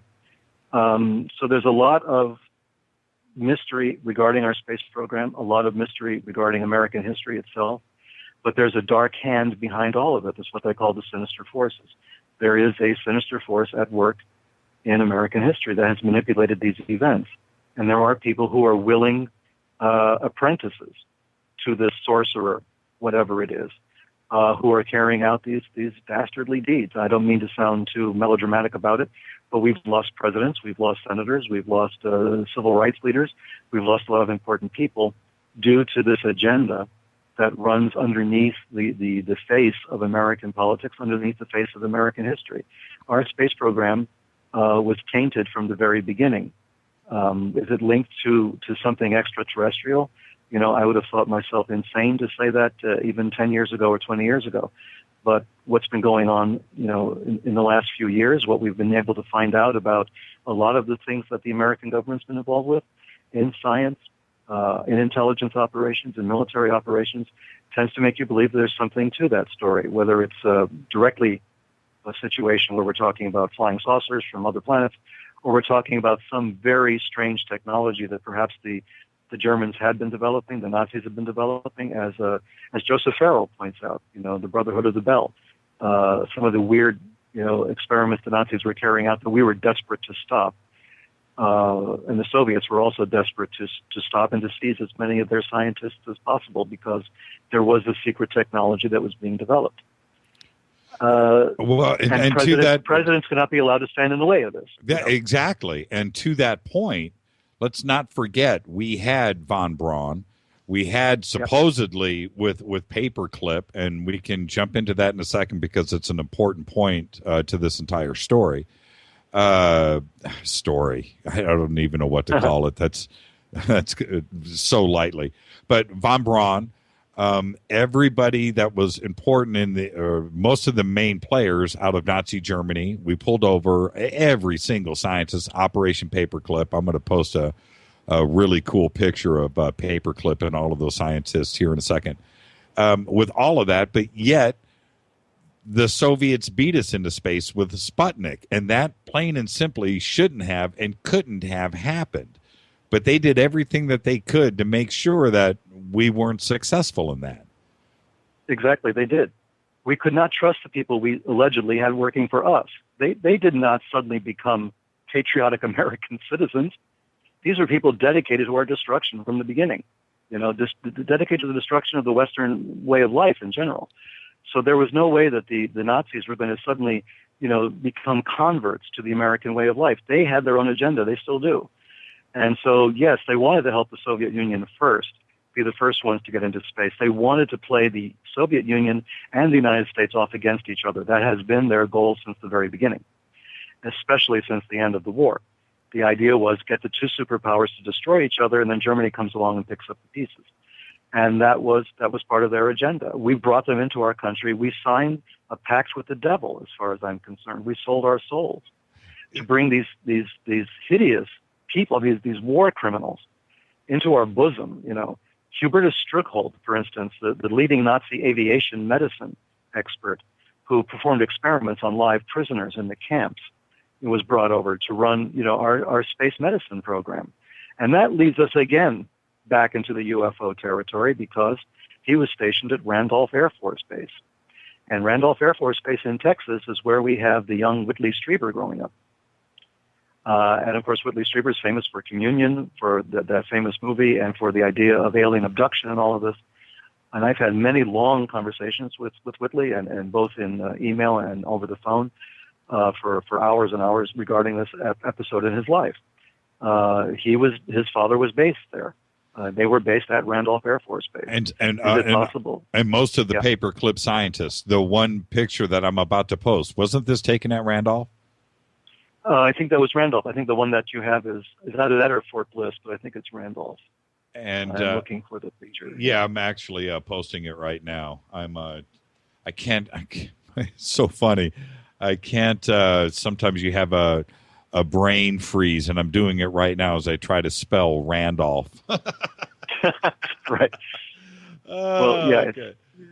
But yeah, that's an idea of what we brought over. People think Paperclip was a handful of scientists. It wasn't. It was hundreds and hundreds of scientists, engineers, rocket scientists, and I give a list during that presentation as to who we brought over, and the list is incredible. Besides Dornberger and von Braun, who we know were both either military or SS, we had Kurt Debus. Kurt Debus was the first director of the Kennedy Space Center. Kurt Debus, and he was a member of the SS and the SA. The stormtroopers. He had turned in a colleague to the Gestapo. I mean, here was a real winner, Another guy who worked for NASA was Theodore Zobel, who performed experiments on prisoners, live prisoners in wind tunnel operations, right? That was his thing. Strughold we already talked about. And Dornberger, what facility did we name after Dornberger? Well, we named the facility after Strughold, that I know, at Randolph, and they took the name off because the Daughters of the American Revolution or something protested because they realized Strughold was a war criminal. So we had named the Center for Aviation Medicine the Hubertus Strughold Center for Aviation Medicine. And that lasted for about a week until everybody screamed and said, "You got to take this down." I thought we named something off of Dornberger in Florida, one of the flight centers. Oh, maybe there is. I don't. I could be wrong too, but I thought we made that mistake too as well. Maybe not, but it would surprise me. Well, it's Dornberger and von Braun who go to Dayton, Ohio. I mean, for Wright-Patterson Air Force Base. They're there the same month. They arrive at the same month that the so-called Roswell debris is taken there. So there's another confluence of events. The Roswell crash takes place. Which to this day, we're still debating what the relevance of that. But the debris from that crash, for some reason, is transported to Wright-Patterson Air Force Base. I think it wasn't called Wright-Patterson yet. I think it might have been just Wright Air Force Base. Wright Field. And Dornberger. Right. Yeah, Wright Field. Yes. That's it, Wright Field. And that was Dornberger and Werner von Braun were sent there. They arrived at the same time the space debris did, the Roswell debris did. What's up with that? I mean, what does that mean? But it means something. Were they brought there to investigate it, to examine it, to give their opinion about it? Were they going to be interrogated? Was this their aircraft? Who knows? But we're never going to know because those files are gone. They've been deep sixed like so much else of that period. So that period of the 1940s and 1950s, there is a wealth of information that'll turn your hair white if you go through it. There's just things that you can't believe were taking place, all in the name of the Cold War. And, our determination to defeat the Soviet Union and, of course, China. In the Korean War was taking place as well. All of this is going on when all these things are happening. The seances, Jack Parsons, L. Ron Hubbard, all of this stuff is going on at the same time in the 1950s during the Cold War. By the 1960s, the players were in place. Kennedy came along and upset that apple cart, and he was effectively gotten rid of. This is Fade to Black. The only way they knew how. This is Fade to Black on the Dark Matter Radio Network. I'm your humble host, Jimmy Church. We're talking with Peter Levenda about the secret space program, his definition of the secret space program, which is a crazy one. And right there, that's where I'm going to segue. Why couldn't Kennedy must have, as all of this is going across his desk, not only with the bishops and the Browns and the FBI and Hoover and von Braun and his efforts with the space program throughout the 60s. We all know about that. couldn't Kennedy reel all of these guys back in and get this back on track? Or was it completely out of his hands as well? It was out of his hands. I mean, I think we're starting to learn now, as Americans, we're gradually coming to understand that our elected officials are, that's in a sense, I don't want to go completely against the American dream here, but there's a lot of window dressing that takes place with our American political process. Money talks. Powerful corporations have a lot to say about things. Our intelligence people can sometimes run rogue. After Watergate, of course, they tried to do what they could to revamp the CIA completely. As an example, they put Admiral Turner in and Night of the Long Knives. All kinds of people were fired. Mm-hmm. All kinds of things go on because these organizations are self-defending. They will try to defend themselves as long as possible. They'll lose sight of what they're really there for. But as far as corporations are concerned, Eisenhower warned us about a military-industrial complex. It's more than that. It's a military-industrial political complex at this point. If you look at the American budget, it's basically a defense program and an insurance program. People say basically the United States is an insurance company with guns. That's basically what we've come down to. So what power does an individual person, even elected as president of the United States, what power do they really have? Nobody listened to Truman. They brought in the Nazis anyway. Nobody listened to Kennedy when he said, screw this, we're not going to go and invade Cuba. Nobody listened to him then. The generals decided on their own they were not going to listen to him. They wanted to go to war in Vietnam. They wanted to extend the wars against in Asia and Southeast Asia. They were dead set on it, and Kennedy was against it, although he had been for it, and then he was against it. All of these things were going on. There was just too much at stake. The defense industry was at stake. The complex, the military-industrial complex, was at stake, and the people who were the keepers of the secrets, people like Allen Dulles, who survived everybody, who survived being fired by Kennedy, over the Bay of Pigs. Kennedy hated Dulles, and yet Dulles was on the Warren Commission deciding who shot him. Right. Does that make any sense in the world? No. And then eventually had an airport named after him. Oh yeah, right. And and look at that. Here was somebody that Kennedy thought was the epitome of evil. Right. And he's the guy in charge of investigating his murder. Yep. Come on. Yep. At that point you sit back and say, okay, now we know what's going on, right? Well, that begs to question. We all wonder what Kennedy really meant when he said, secret societies in that famous speech. Yes, that famous speech. Yeah, and now looking at all of this, what do you think? I know this is kind of a softball question thrown at you, but I just need your opinion. What do you think Kennedy was referring to? Well, I think initially he was referring especially to Dulles and his people. I mean, that was a secret society within a secret society. The Dulles brothers and the people around Dulles formed a cabal within CIA, within the intelligence community, within the State Department. There was they ran their own show. And no matter who, these are not elected officials. Dulles wasn't elected. John Foster Dulles wasn't elected. These are appointees. And appointees or not, they ran their own show. You couldn't you couldn't unelect them. They had never been elected. You couldn't vote them out of office. Right. So they had the power. They stayed. They had tremendous staying power in state, in defense, in CIA, in all of these places that were so important.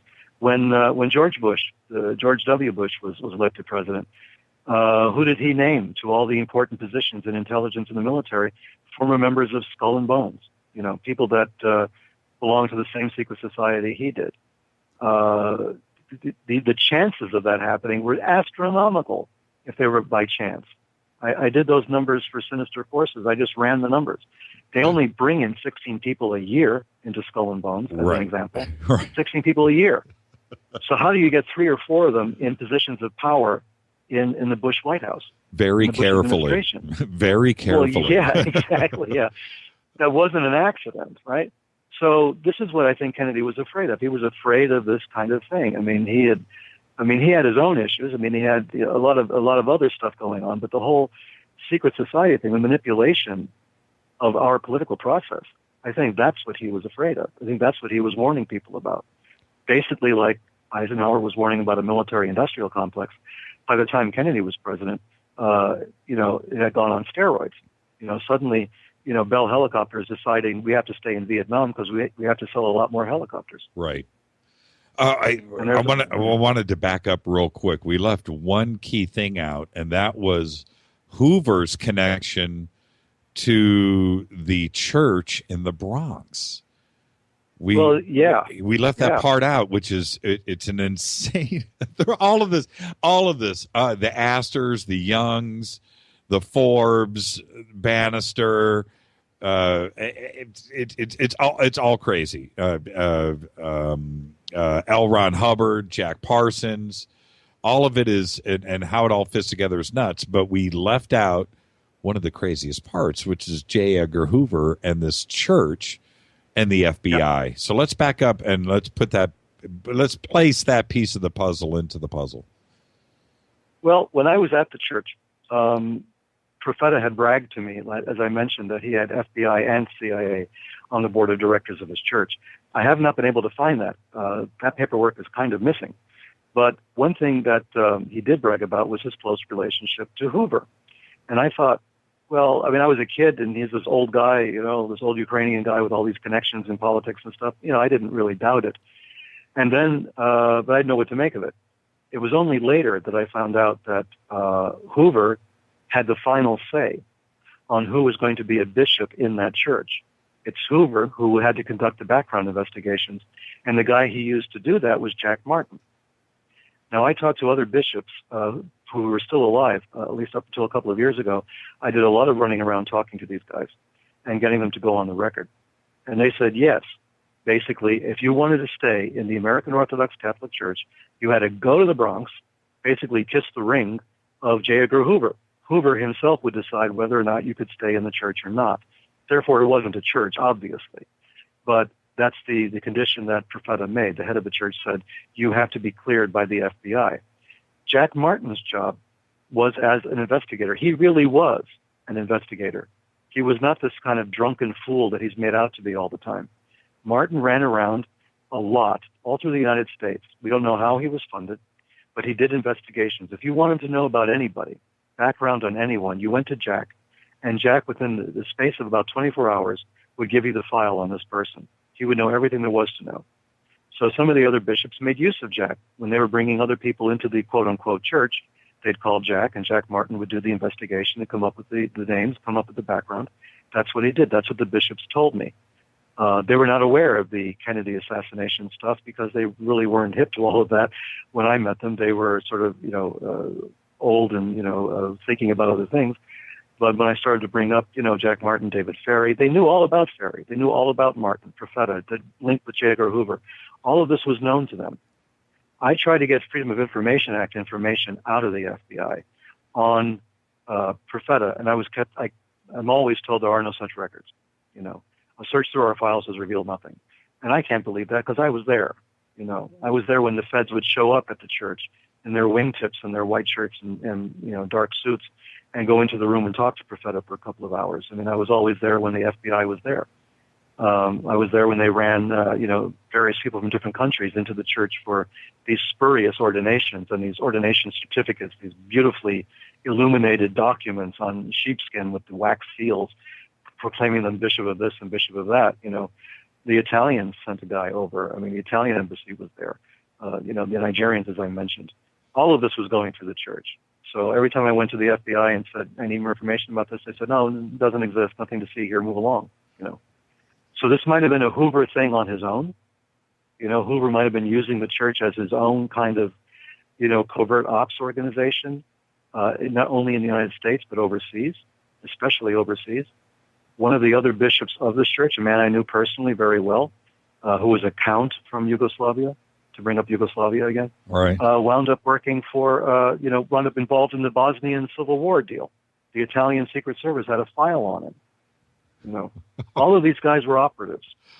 They were all operatives. They were all working for one or other intelligence organization in the United States, whether it was FBI or CIA or some combination, who knows. They were all working. You have got to be looking over your shoulder all day long. I don't know how you do it. And well, it's publish or perish, quite literally. Yeah, right. As long as I'm published, I'm in the light, so it's hard to, I'm with you on that. I'm totally with you. I'm totally with you with this program. Before I ask the next obvious question, which is, does the secret space program still exist? Are we still infiltrated by the Nazis, and are they trying to stymie us at every turn? When you think about that, we haven't returned to the moon or done anything else since then, it kind of makes you want to scratch your head. So before we get to that, have you had weird experiences walking out of your house, strange cars out front? Have you been followed, phones tapped? Okay, there's 5 questions. Well, I'll boil it down for you. The short answer is yes. As far as phone taps and that sort of thing, that used to happen a lot in the old days. What did happen, a very mysterious, a very bizarre experience that I'll never forget. I was living in New England at the time. This was the time of the first Gulf War. One of the strangest experiences I've ever had. I had gone shopping. I had come back to the house. I was unloading groceries from my car, and as I'm doing that, I look up and I see, the quintessential, the iconic black Cadillac of 1950s or 1960s vintage, and somebody in the driver's seat pointing a wide-angle lens at me. Oh, shut up! Really? I'm serious. Okay. Absolutely. Wow. Absolutely. Fedora too. Well, I mean, it was just so strange. I mean, I stared at this apparition. This is a country road. It's not like it was a main drag. There wasn't like a lot of traffic. There wasn't a gas station or anything. Right. Just a couple of houses on a hill, and this car is parked, or it just stopped, not officially parked, but stopped right in front of the house, and they're pointing this camera at me. So I put down the box of groceries that I have, and I start approaching the car. The car speeds off. So I'm psyched at this point. I'm getting in my car. I want to pull out and follow them. And as I get to my car, another car shows up. Okay, what year was this? What year? First Gulf War, which would have been, 1990? 91. So a vintage 91, Cadillac, yeah. and I'm picturing this, a vintage Cadillac black in 1991 stands out. Yep. You know what you're looking at. Okay, there Right. you go. Okay, so now another car pulls up. Go ahead. You jump in to chase this guy. Another car pulls up to block me from leaving. So I can't get out now because this other car has suddenly pulled into my driveway. And it's like a normal car. I didn't really take much notice of it. 2 women come out. One woman from the driver's side, one from the passenger side, which is very unusual. They get out of the car and they ask me directions. And they're asking me directions to a company or to a street or to a name called DeVilbiss, DeVilbiss, DeVilbiss. I remember that striking name because I had heard it previously as the name of a company out in the Midwest. It's a long story, but I had heard the name. Somebody had mentioned to me in passing. And now this woman is talking about a DeVilbiss. She's looking for a DeVilbiss. And she's very patient. She's looking at me with these sort of haunting eyes, like this expression, like a zombie-like, expression. And I say, no, I don't know of any DeVilbiss. And they slowly get back into their car and drive off. Naturally, they've ruined my chase of the black Cadillac. So I'm just shocked by it. So I do a search.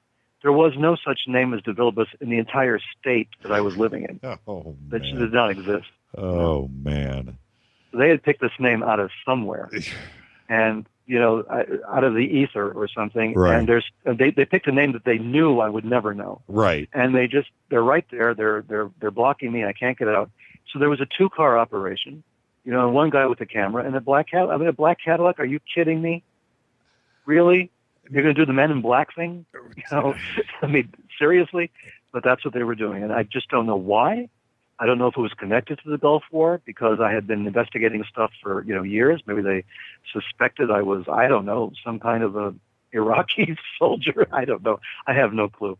But for some reason, these guys came and took my picture and then they kept me from leaving. 2 cars, that's an expensive operation for an intelligence operation. You're putting 2 cars and 4 people.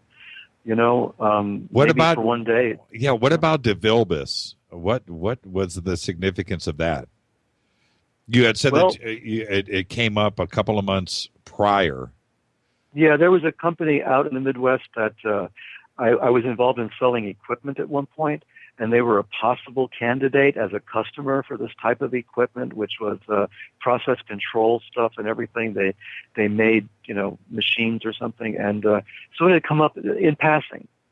Somebody had said, "Oh, maybe check this company out; they might be a good lead for you." And so I got that information, and see what that says nothing to much me. came of it. No, what that says to me is they had been investigating you for a while, and they made a connection to DeVilbiss, and I mean that I've never even heard that name ever. That is a very unique.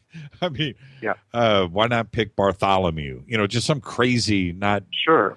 So DeVilbiss. So this was very specific. Yeah, very specific. So yeah, you were being checked out quite deeply too, as well. And for DeVilbiss just to be some sales contact a couple of months prior, it was just them telling me that they were on to me. They were on just them telling me that they were watching. That's what it had to mean. Wow. But why, I don't know. That's creepy. Specifically, why? By the 1990s, it could have been anything. I investigated so many things by that time in so many different parts of the world that it could have been anything. So I had been already to China for a long time, made many trips out there, stayed there for months. I had been through, parts of Southeast Asia, parts of Europe. I mean, so it could have been anything. I mean, I didn't know what they were after at that point. But it was a security issue. So freaky. Creepy. But the Men in Black thing is what freaked me. Yeah, that's creepy. Vintage black Cadillac. Are you kidding? Joke? Yeah. So where are we today with the secret space program? Well, to answer your question that you brought up initially, is where are we today? Are the Nazis still at it? Yeah. They haven't given up. I mean, we're facing now the threat of global terrorism. Ostensibly anyway, at least that's what our news people are telling us. We're facing this like never before. We don't really understand that the roots of it go all the way back to the First World War, go back to Germany, particularly to World War II. We don't realize that because we brought Nazis, war criminals, not just Germans, but war criminals, into our country, we integrated them into our intelligence operations. We integrated them into our engineering and space programs, integrated them into our military. We didn't understand that this would form a network that would operate against us. And at the same time, they're operating in the Middle East. They're helping to build rockets for Nasser to fire into Israel.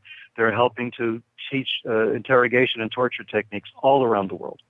They're doing this everywhere. They formed alliances with Islamic-style terrorism everywhere. They financed it.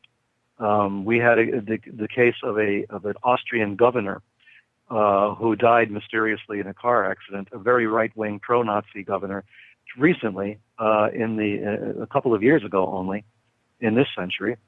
And it was discovered after he died that he had been receiving enormous sums of money from Saddam Hussein and Muammar Gaddafi before his death. The right wing, the extreme right, is what I'm talking about, the pro-Nazi right, has been in bed with Islamic terrorism for a long time. They have mutual enemy, which would be Israel and Jews in general, but they have the bigger enemy, which is the West in general. We know that we're being targeted because of, there's this idea that Western culture is decadent and it's this and it's that. This was the German concept from the beginning as well. Germany, the Nazis felt that they represented the third way.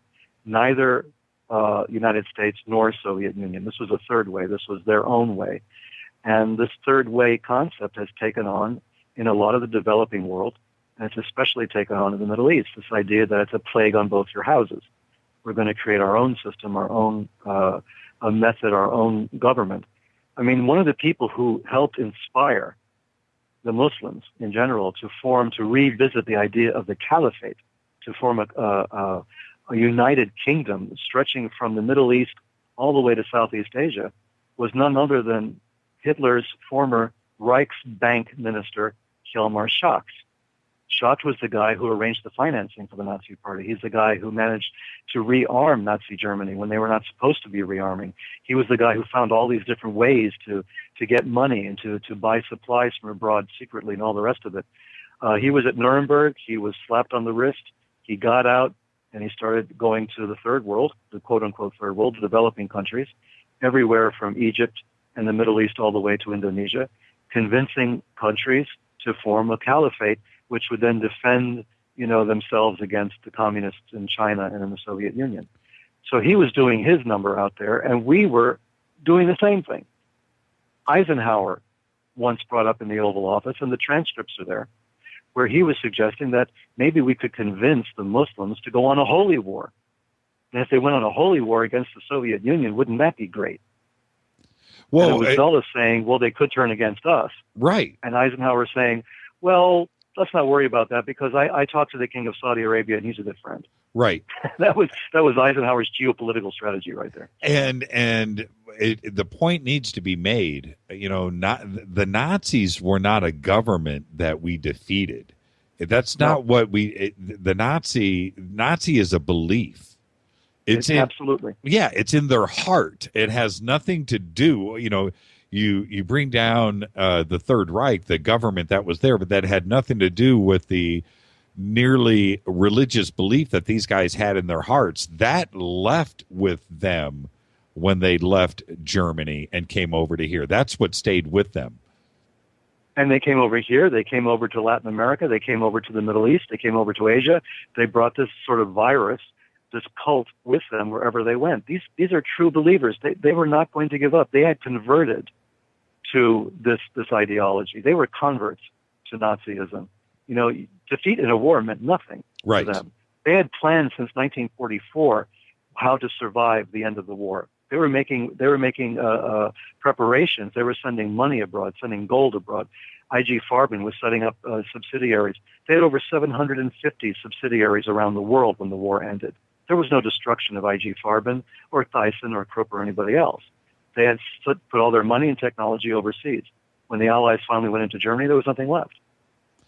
We didn't defeat this ideology. You can't defeat an ideology. No, like you that, can't. Not with guns. No, you can't. Were you able to connect anything to Operation High Jump? Well, yeah, and that goes back to Marguerite Oswald, believe it or not. Okay. Let me just drop that on you because this is also too bizarre to even consider. It's been one of those. There was an shows. American. Oh, this is strange. You're not going to believe this at all, but if you look it up, you'll find it. There was an American. He might have passed away recently. A guy called Keith Thompson, H.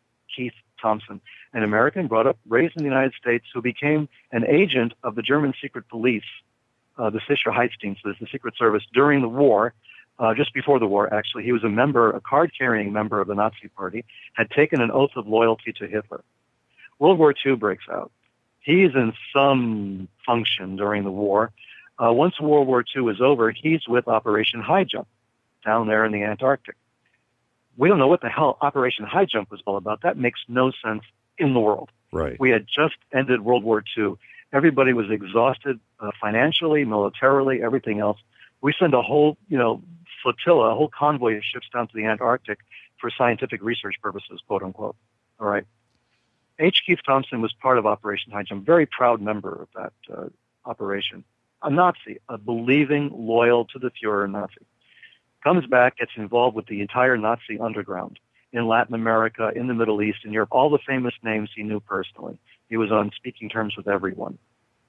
And he becomes the literary agent of Marguerite Oswald. No. Yes. Serious? Serious. I am not making this up. It gets stranger and stranger and stranger. Yeah. He becomes the person in charge of all of her personal effects, of all of Lee Oswald's stuff that she still has. He becomes the person who's going to sell it for her, maybe arrange for a book and all the rest of it. He becomes her literary executor and her agent, basically her literary agent. H. Keith Thompson, same guy, Operation High Jump guy, the same guy involved as a Nazi Party member, the same guy who said that he took an oath to the Fuhrer he would never go back on and on and on. A dedicated Nazi, involved with the Nazi underground, with Odessa, basically a member of Odessa, one of the functionaries of Odessa. And he was Marguerite Oswald's literary executive. I can't even, my head just exploded. My frontal lobes just went, how, again, what are the odds? I don't even know. How can this come to be? I mean, and what were the reasons for it? That's the question. I mean, that's where we're at with that. Why? If there was a Nazi cabal of some kind out to destroy Kennedy, they would want to make sure that all of whatever Marguerite had was in their possession, that it was sanitized, and that nothing embarrassing would have gotten out. So it makes sense to me from looking at it now from a distance. I could see why that would have happened. Or maybe he was working for American intelligence. Either way, this was a way to make sure they had everything they wanted, that she wasn't holding back anything. Because he would go there with promises, oh, we're going to make you a fortune, we're going to make a lot of money, show me everything, basically. And that's basically what Marguerite did.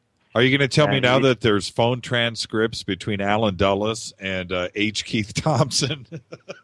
I don't think Alan would have been that careless.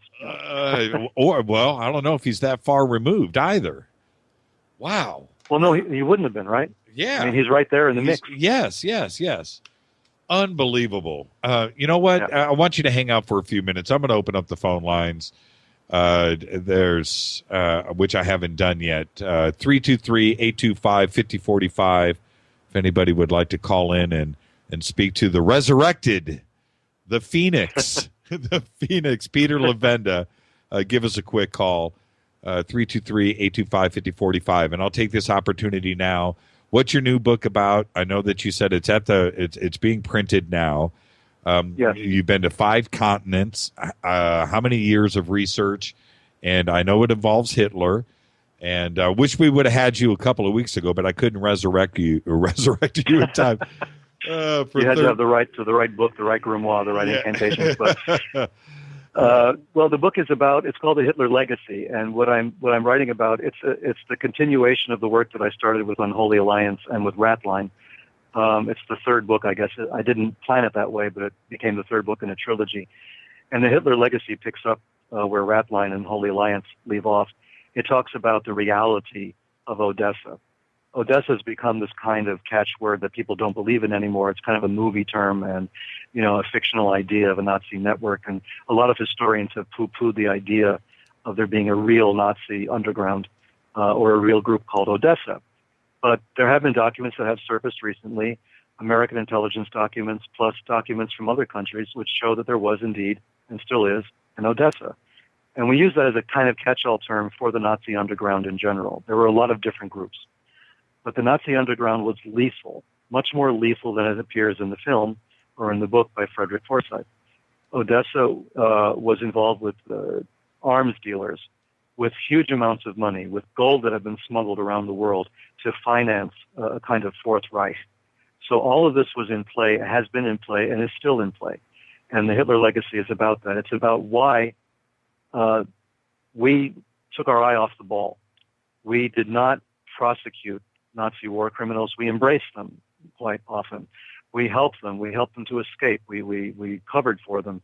And what we did was basically bring a viper into our bosom, as you might say. And this underground that we thought was going to help us against communism turned around and then threw their support behind global terrorism. So my book is about how this began, how it started, and how basically the Islamist terrorist groups, you might call them the jihadists, all these terms are inadequate, but let's just call them jihadists for the time being, how they were actually misled from the beginning. They were manipulated by first German intelligence and then American intelligence. They were manipulated to be used as a weapon against the Soviet Union. And we made that mistake. We created this. We created the idea of a global holy war, of global jihad. When I say we, I mean in this case, World War I. It goes back to a strange archaeologist, a guy called Max von Oppenheim, who went to the Kaiser of Germany, to Kaiser Wilhelm, and later to the Sultan of Turkey, and said, wouldn't it be cool if you could proclaim a global, the first ever jihad against the whole world, against all the enemies of Islam? Because that's going to help us fight the British and the French and the Russians in World War I. And the Sultan went along with it. They were pretty corrupt by that time.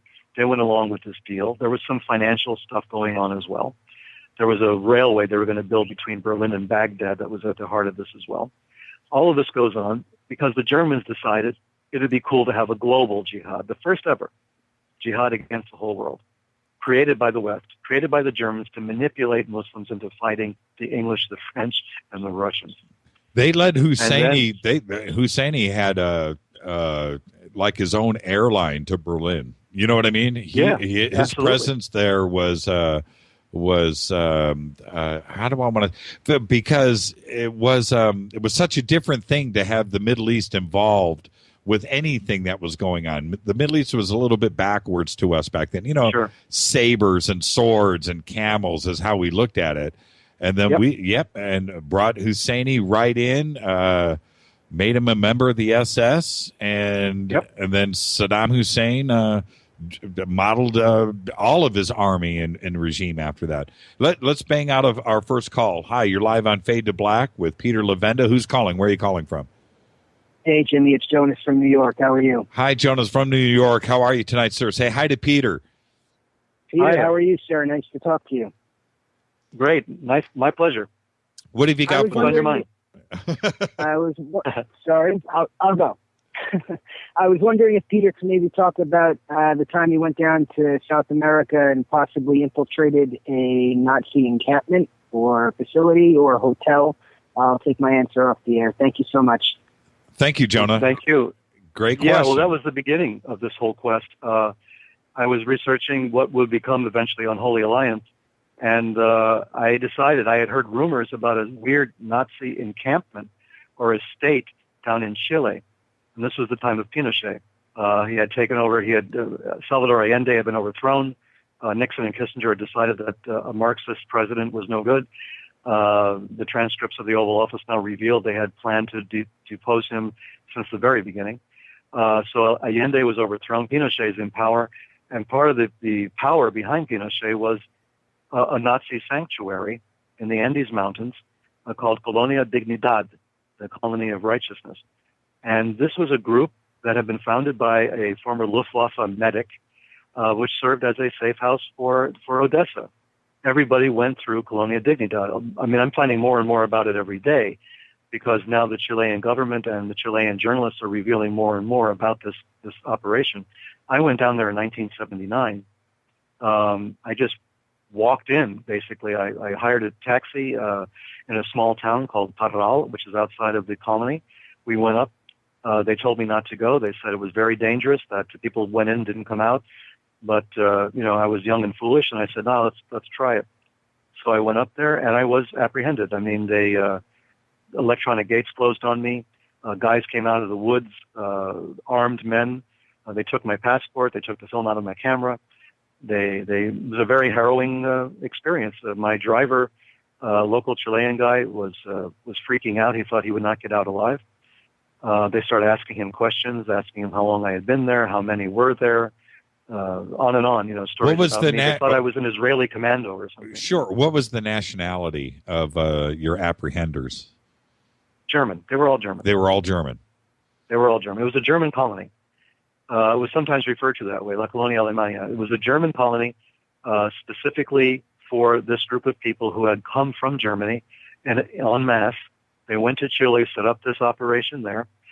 They would occasionally kidnap local Chilean children. The guy who ran this place was a pedophile, among other wonderful characteristics. He was a pedophile. He would abscond, with these children. They were told never to speak Spanish again. They could only speak German. There have been interviews with them since that time. They don't speak Spanish anymore. They can only conduct interviews in German. These are Chilean kids who've grown up on the colony. They suffered terrible abuse. But that was only part of the story.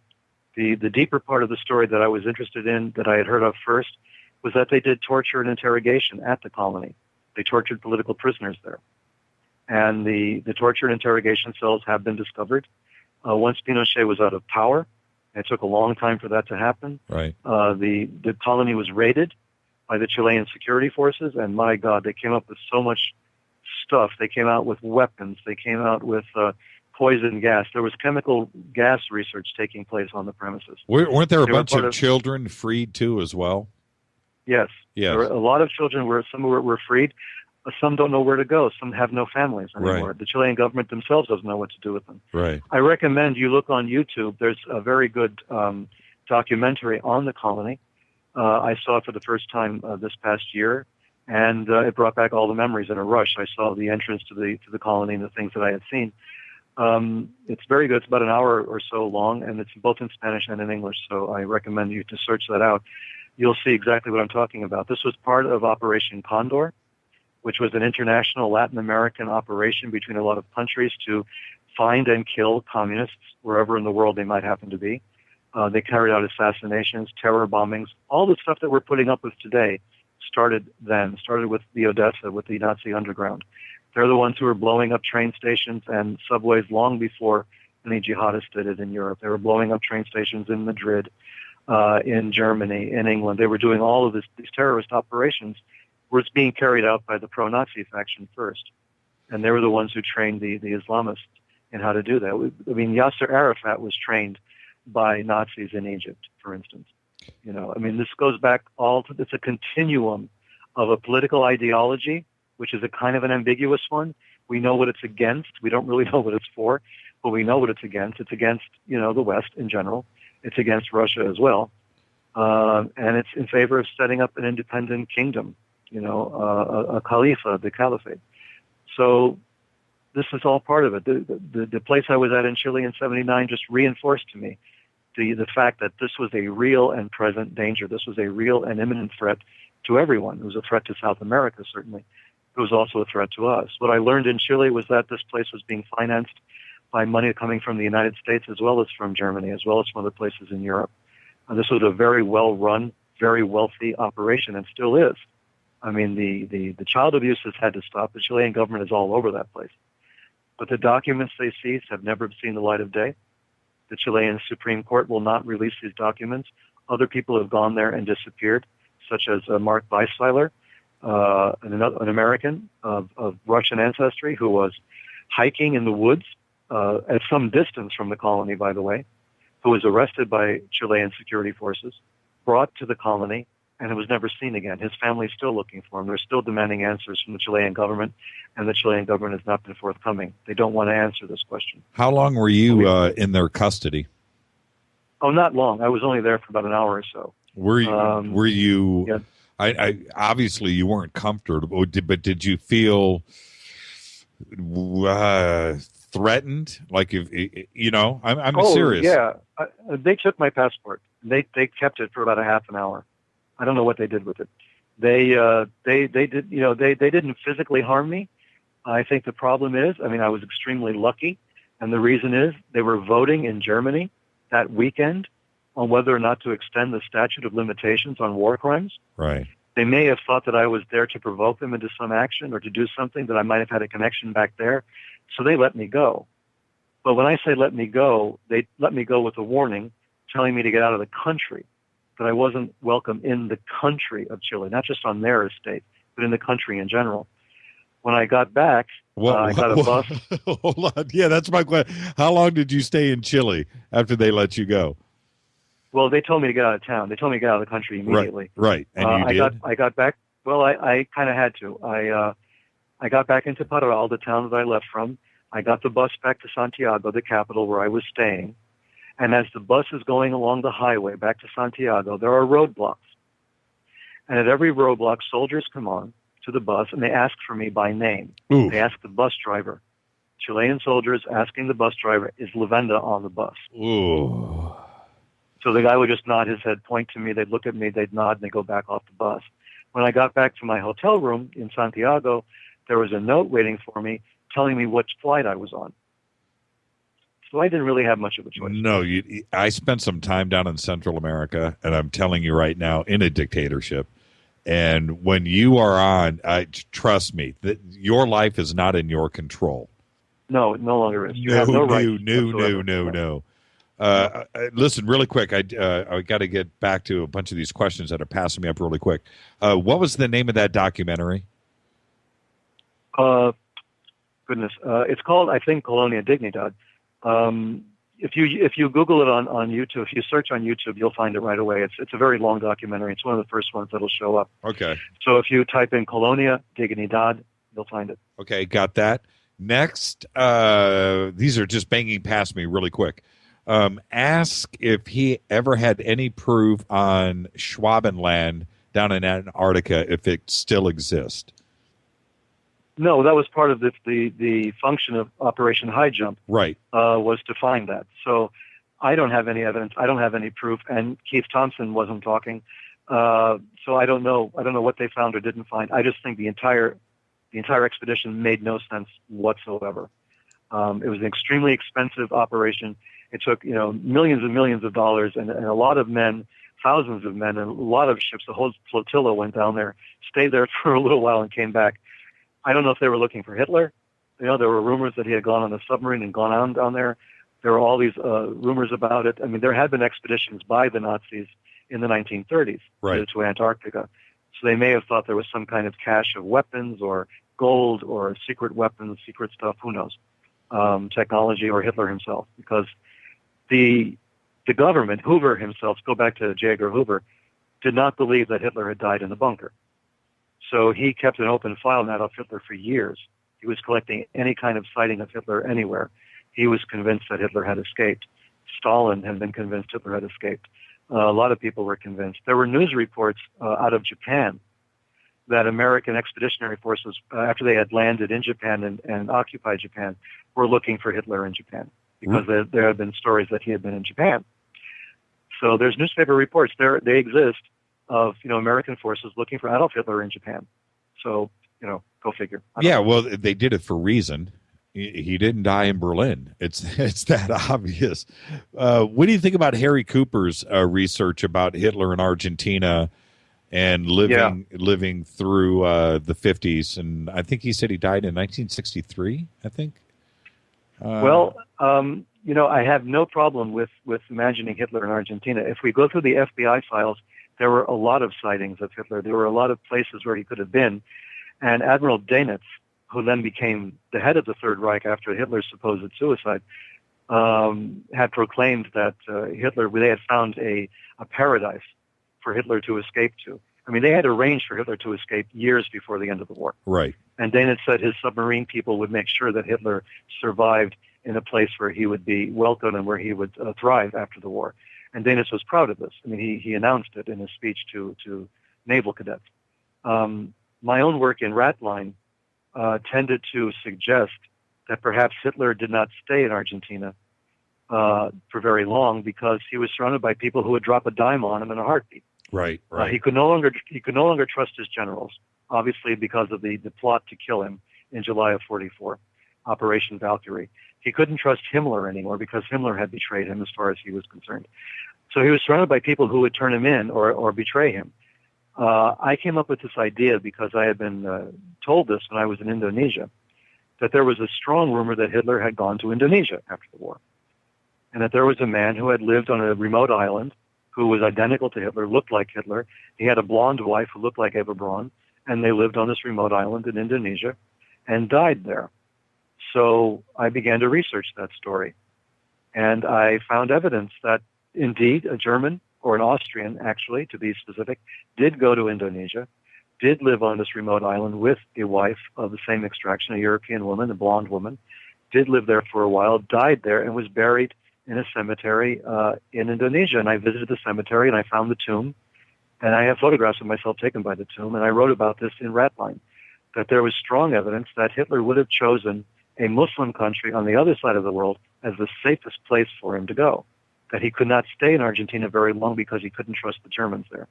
I remember trust the Odessa people. Yeah. I remember that in Ratline. What was the name on the tomb? The name of the tomb was Poch, P-O-C-H. Right. Georg Anton Poch. Right. But there was no birth date and no death date. Right. The dates were missing. I mean, who puts up a tombstone with no dates on it? Especially in a Muslim country where the dates are extremely important.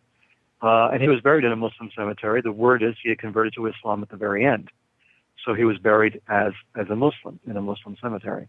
And yet there's no indication as to the year he was born or when he died, for obvious reasons. They don't know who he was. What do you think about when you were in, and then I'll let you go. I could, somebody just tweeted, by the way, we should do Peter Levenda week. Well, we're trying to cram a lot into a short time. Oh, man. Well, we knew that today, too, and I'm glad that we were able to stay focused. It's so difficult because And again, I had to point this out to everybody, our audience, in the very, very beginning. This story goes all over the place, but it is tied together with just a few different people from from generations too. If you think about it, we go through the 40s, Sure. the 50s, the 60s, into the 70s, and of every seminal event in American history after World War II seems to be infiltrated by a couple of dozen people, and they all knew each other, and they were all That's the strangest thing. yeah, they were all con artists. They were all FBI agents. They were double agents, and they were into not only ET and UFOs and ufology and the rocket program, but they were also psychics. And they were it's just like the craziest story ever. And fake bishops all over the place. Yeah, and funny hats. And funny hats, man. Okay, so when you were in Chile, when you were down there, did it smell of Hitler and Argentina? I mean, and what I mean by that is, God, yeah, was that Absolutely. the I know what you undercurrent? mean. Yeah. It wasn't. It was in your face. I mean, the Chilean army dresses in the Wehrmacht style helmets. They're very distinctive helmets. They goose step. They have a dagger that says "My honor is loyalty." I mean, these guys were idolaters of the Nazi Party. One of the ambassadors of Chile to India and Nepal, as well as to Austria, was a guy called Miguel Serrano. Miguel Serrano was an ideologue of the Nazi Party. He was one of the earliest members of the Chilean Nazi Party. I have his records. And this guy was an ambassador all the way up to Allende's time. When Allende became president, he lost his job. So this guy was such a right-wing fanatic. But he believed that Hitler was the incarnation of a Hindu god. That's how whacked out this is, okay? He believed that Hitler was the incarnation of a Hindu god, an avatar of a being called the Kalki. The Kalki is supposed to come out of Shambhala at the end of the world and lay waste to the enemies of the Kalki, lay waste to the enemies of Hinduism. Serrano believed that Hitler was this incarnation, that the swastika was the emblem of this, that it showed that this was who Hitler really was. He was a friend of the Dalai Lama until he died. Serrano. He was a friend of all the Nazis in Chile. He held a Nazi memorial service for Walter Rauff when Walter Rauff died peacefully in his bed in Santiago. Walter Rauff was the man who invented the mobile gas van. He was the guy who was in charge of going through North Africa looking for Jewish communities to have them exterminated. The guy was an absolute fanatic Nazi, but he lived out his days peacefully in Chile.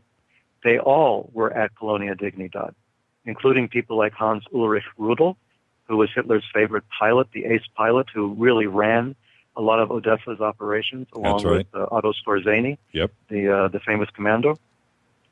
These guys are running ops all over the place, and Chile was striking this way. It was a chill in that country under Pinochet. People would walk in the streets and you could hear a pin drop downtown Santiago. There was no noise. No one spoke. You would go into a restaurant. There was dead quiet. People were afraid to speak. The waiter could be an agent for Pinochet. So no one said anything. Why? It was the strangest, most surreal experience. Through all of this, there's one thing that there must be a conclusion for you, not only with South America, Central America too as well, the United States, the secret space program, everything that. Why did our government allow all of this to happen? They allowed Chile and Argentina to exist. They allowed paperclip to happen. They supported all of this. They didn't infiltrate anything down there to go and retrieve or prosecute or persecute anybody. None of that happened. None of it happened. No. So why? Why did we let it go and continue to? I mean, it could be something as simple as the fact that it was, they saw it as a Manichaean struggle between light and darkness. That, look at the Vatican. The Catholic Church was instrumental in helping Nazi war criminals escape. Now, I know that's a very controversial point of view. People have tried to debunk it, but it's impossible to debunk. Right. I talk about it on Holy Alliance and in Ratline, that the documentation is overwhelming. The Catholic Church had a vested interest in protecting Nazis because the Nazis were anti-communist. They were against atheism. They were going to defeat atheism, and the church had to make a deal with the Nazis. There were very many pro-Nazi cardinals, bishops, priests, monsignors, everyone. You know, there was money flowing in that direction. There were safe houses all over the Passports created, paperwork allowed for safe passage yes. on behalf of fake the passports, Vatican. fake identities. Sure. You know, all of this was going on. The guy who wound up in Indonesia that I write about, I knew from about 2 years ago when I wrote Ratline that he had the name and address of the Croatian priest who was instrumental in getting the Nazis into Argentina. I mean, everybody knew who these people were. They had the addresses of the safe houses in Rome and in Genoa. The Catholic Church was instrumental in this. Juan Perón of Argentina, was a dedicated anti-communist, a pro-Nazi, and a very Catholic guy, a very religious guy. Mm-hmm. Franco in Spain, very Catholic, very anti-communist, very pro-Nazi. You know, that went together. It all went together. This is how it worked. If you were against the Soviet Union, it was polarized. You had to be one or the other. Right. If you were anti-Nazi in the United States during the Cold War, you were suspected of being a communist. You couldn't be both anti-Nazi and anti-communist. It basically wasn't possible. And those politicians who tried were routinely attacked and destroyed if they came out speaking out against both. You just couldn't do it. You had to be anti-communist and just shut up about the Nazis. You know, and that's what you were supposed to do. Scary, isn't it? So I think it is very scary. And we sold our soul. We compromised our beliefs at that point. That's when it really happened. And we're having a hard time getting back that credibility because of this. What are you doing next? I know you're going to come back and visit us once the book is out. Are you, now that you've surfaced again, are you going to be doing any speaking? Oh, I don't know. Possibly. This is the first I've done. Yes. So this is breaking the logjam, maybe. So we'll see. You know, I'll try. You know, I'll be available, or I'll try to make myself available. I'll be trying to promote, of course, the Hitler legacy that's coming out, and all of that. But basically, just promoting the story in general, the one that we've been talking about, which I'm still fascinated by. It's got so many connecting points, and then at the end, it's only, like you say, a handful of people. It comes down to the same handful of people all the time. Well, I thank you for choosing not only Fade to Black in this show, but Dark Matter to come out for the first time and speak about all of this. It's been great. It's been wonderful. I can't wait to get you back. And I know that we've just barely. We could do this. We could do this for a couple of weeks. Maybe we should. Well, yeah, actually. Thank you. Well, I'm glad, and anytime you want me back, I'll make myself available. I'll resurrect again. Absolutely, Peter. And all of Peter's books, everything is there, sinisterforces.info, and the websites are there at jimmychurchradio.com. Peter Levenda, everybody, thank you, sir. Thank you. You have a great night. You too. Peter Levenda. Wow. I don't know what to say. I'm beside myself. Woo! That is why you come to Fade to Black. I get it. I'm brain dead. Everybody, I'm just going to blast through this. I'm looking now. I'm looking at the tally, 840 tweets on my personal page, and they blasted by tonight. Thank you for all of the good questions. Thank you, Eugene. Great questions tonight. Everybody came through. I'm reading Ken Lipson. Wow, wow, wow, wow, wow, wow, wow. Great show, Jimmy. Yes, absolutely. Unbelievable. And I want to, this is something I want to drive home here. I've got about 1 minute, 2 minutes left. What are the things I want to drive home? And you can certainly go back and go to his presentation. I think it's in Amsterdam on the secret space program. It does jump back and forth, but he lays it out really well. Go back. Well, listen to this program again, because this one got a little bit deeper, and we did go left and we did go right quite a bit. But I have watched that seminar so many times. And the research that Peter Levenda has done over the years spans continents. It spans the world. And the way that he has tied everything together, and this is the fascinating thing, and I want everybody to digest this. The heart of it all was that church in the Bronx. And he had no idea as a young man working for that church that he literally grew up next door to. It was next door to where he lived in the Bronx. That all of this would be tied to not only back to Kenneth Arnold and Maury Island in 1947 and UFOs, to the 9, to the Jet Propulsion Laboratory, to the Kennedy assassination, to von Braun, to our space program, to the lack of us beating the Soviets into space. All of this, Oswald, all of this, Bell Helicopters, all of this, Bell Aerospace, is tied together with just a couple of dozen people. J. Edgar Hoover, all the way to Kennedy, and Dewey, and the administration, and Truman. It is one of the craziest stories ever. And yes, Peter Levenda unraveled it all for you tonight here on Fade to Black. It's an absolutely incredible story. And I got to say, I love my job. Thank you, Fadernauts. Thank you for hanging out tonight. Thank you for investing your time. Our family here with Fade to Black is just unbelievable. And happy birthday to Walanda. Thank you, Peter Levenda. That was extraordinary. His first show in years was done right here. Stay tuned. Coming up next is the Unexplained and then Expanded Perspectives.